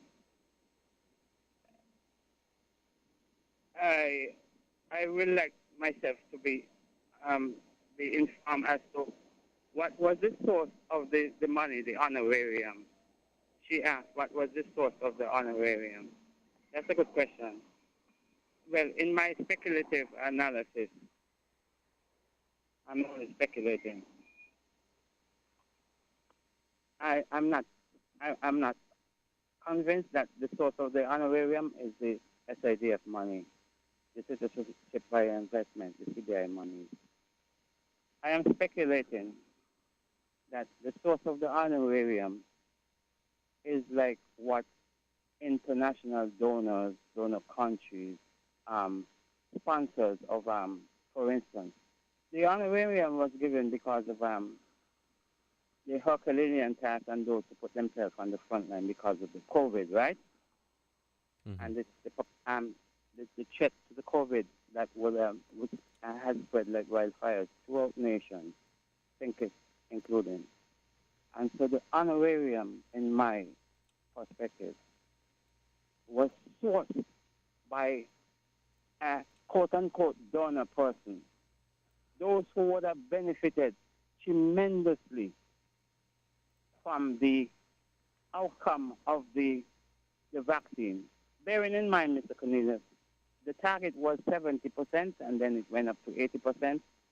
And for instance, picture all of these countries have an 80% rate of the vaccination.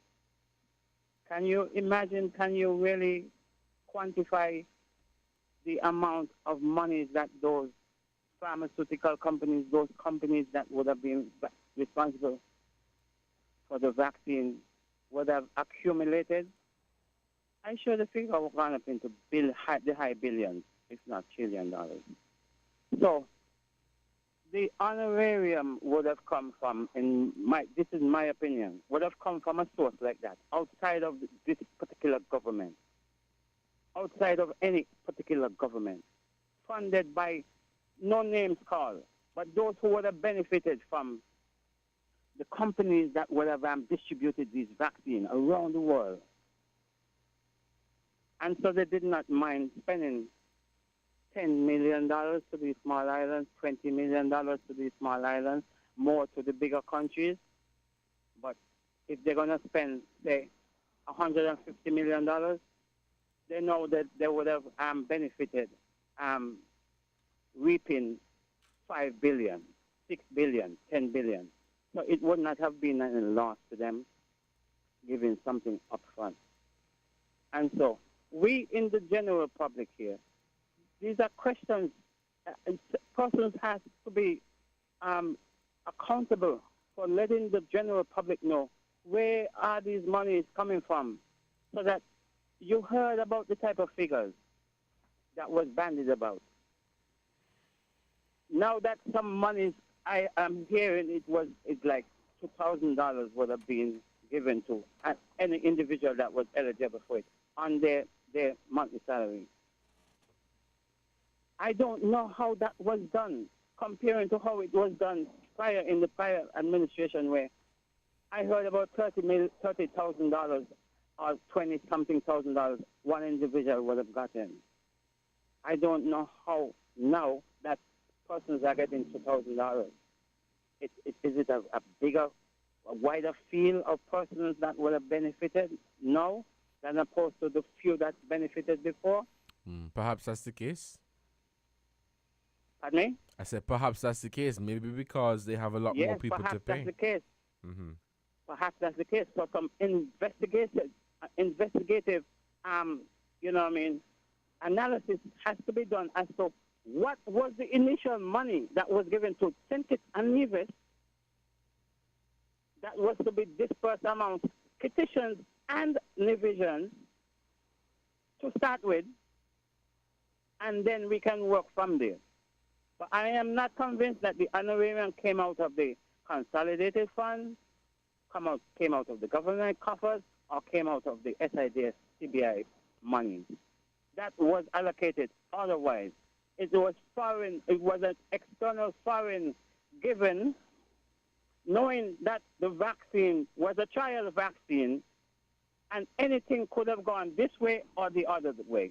Thank God we did not have the type of death that other nations had, be it from COVID or from the vaccine, in which the record will show persons died on both sides. And so I am convinced that the honorarium money was given by these big donor groups, these big billionaires who would have benefited tremendously and did not mind giving us a $20 million. Thanks for listening. All right, caller, thank you so much for your contribution to this program. It is 1:20, just 10 minutes left before we wrap up the program for today. I'm your host for today, Devon Cornelius. Thank you so much for your contribution. For those of you who just joined, we're on the topic of the honorarium payment. We have another caller on the line. Let's head back to the phone lines. Benefited tremendously. Not mind giving us Caller, yeah. Yes. Turn off the radio. Yes, sorry. There's a lag. Good day to everybody. Greetings in Jesus' name, the only Savior, sinners from sin and from hell, and the second person, eternal Trinity, Jesus, that is. Yes, now, good day. I'm glad to hear that the honorarium at least have been given out to whatever degree, because at least something is better than nothing. So, people were called upon to make sacrifices and that sort of stuff. So, even though it may not have been given out to the pleasure of everybody as would please everybody, at least something was given out, and thank God for that. Like I said, something better than nothing. But I want to say, first of all, though, all of these problems and evils and confusion that we are now having, and we have always been having, is only because of our disobedience to the Bible. Okay? including the disobedience of government to the Bible in locking down the place in the first place. Because that is what disobedience causes. Problems, confusion, and it's only going to get worse and worse the more we continue down this road of disobedience to the Bible. It's going to get worse and worse. And I've been saying this over the years. Many years now I've been saying this. And so said, so happened according to the Bible, as God is demonstrating to us in his sovereignty and control over everything. We cannot be continuing in living in disobedience to the Bible and expect to get good. No, we're going to get confusion, and things are going to get worse and worse as time goes on, as we are now experiencing. And not just in St. Kitts, but like I've been saying as well, in the Caribbean as well, and in the whole world as well, as we are now seeing in the news, with all kind of financial collapse and all sort of stuff, health collapse and that sort of stuff, all because of disobedience to the word of God, which we reject and ignore to our peril, destruction, and ruin.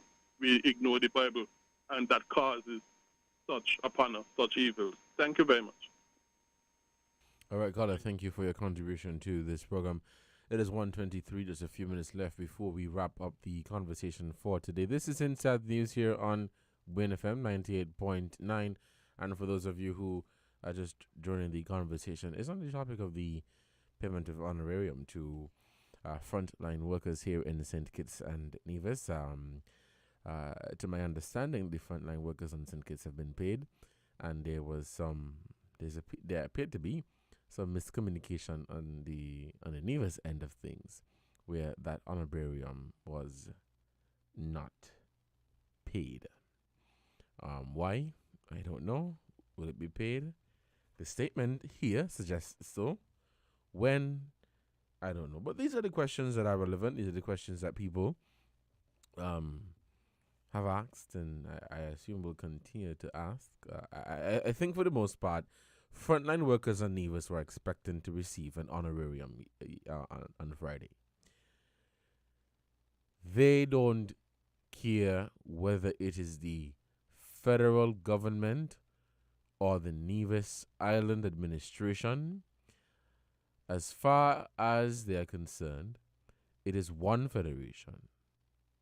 And so if it is said by the country's prime minister that an honorarium is going to be paid, then the honorarium should be paid. Whether it is paid from the St. Kitts end, it is paid from the Nevis end. The argument is that Nevis has its own administration, and so Nevis should take care of its own situation in terms of paying its frontline workers. But my issue has to do with, or the questions that I have, they have to do with this media reports thing that I truly cannot understand, in terms of the administration saying they found out about the payment of this honorarium through media reports. I don't understand this. And so, as I said, the NIA in their statement suggested that they are currently compiling the list, and they should be making that payment shortly. What was the reason as to why the frontline workers at Nevis were not paid? Why? Because I don't believe this one. And I'm being honest here. I don't believe this one. I don't believe this one. Something is not adding up. Let's head back to the phone lines. The caller, good afternoon. You're on the air. Hey, good afternoon, sir. Carl here again. I'm going to stop another scenario and another discussion. The honorarium is not a must. Double salary also is not a must. And most of these people which are going to get the honorarium fall under the double salary bracket. Mm-hmm. And as it is rumored that double salary is going to be paid December. So the argument that some of the callers have that the Nevis Island administration is responsible for that, they have their own government. That's true. They have their own government. They pay double salary over there to their workers for that administration, and the federal persons that get double salary from the federal government. You catch the drift? Yeah, I'm following you. Yes. Go ahead. Right. So I still maintain that since it's a one-time payment and it was not much, just like double salary, I said the two governments should share the purse. Okay. That's my argument and my suggestion. Right. Seeing that they have a little discrepancy, one pay and one is saying that they don't know that it would have been paid on Friday. Well, settle the discrepancy. Call a truth. Have a joint press conference and inform the nation, because people are still, even you, and even me who get, is still a bit concerned why some organization and some members did not get. And I will say, call the truth, hold a federal press conference, and inform the nation properly by the two leaders of the nation how they come about by this group getting and that other group is not getting. And they give us the breakdown how it come about that some get and some ain't get. Seeing that everybody had fallen under frontline workers. What you say? I as I said, that's a fair proposal, and I see where you're coming from. And I think that is something that the relevant authorities, the Prime Minister, the Premier, should consider.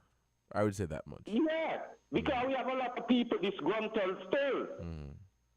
And if you hold a press conference, it will settle better with more people in the nation, and it will settle better with a lot of people who did not get, and they will see the reason why they did not get, and a lot of people who get will see the reason why they get.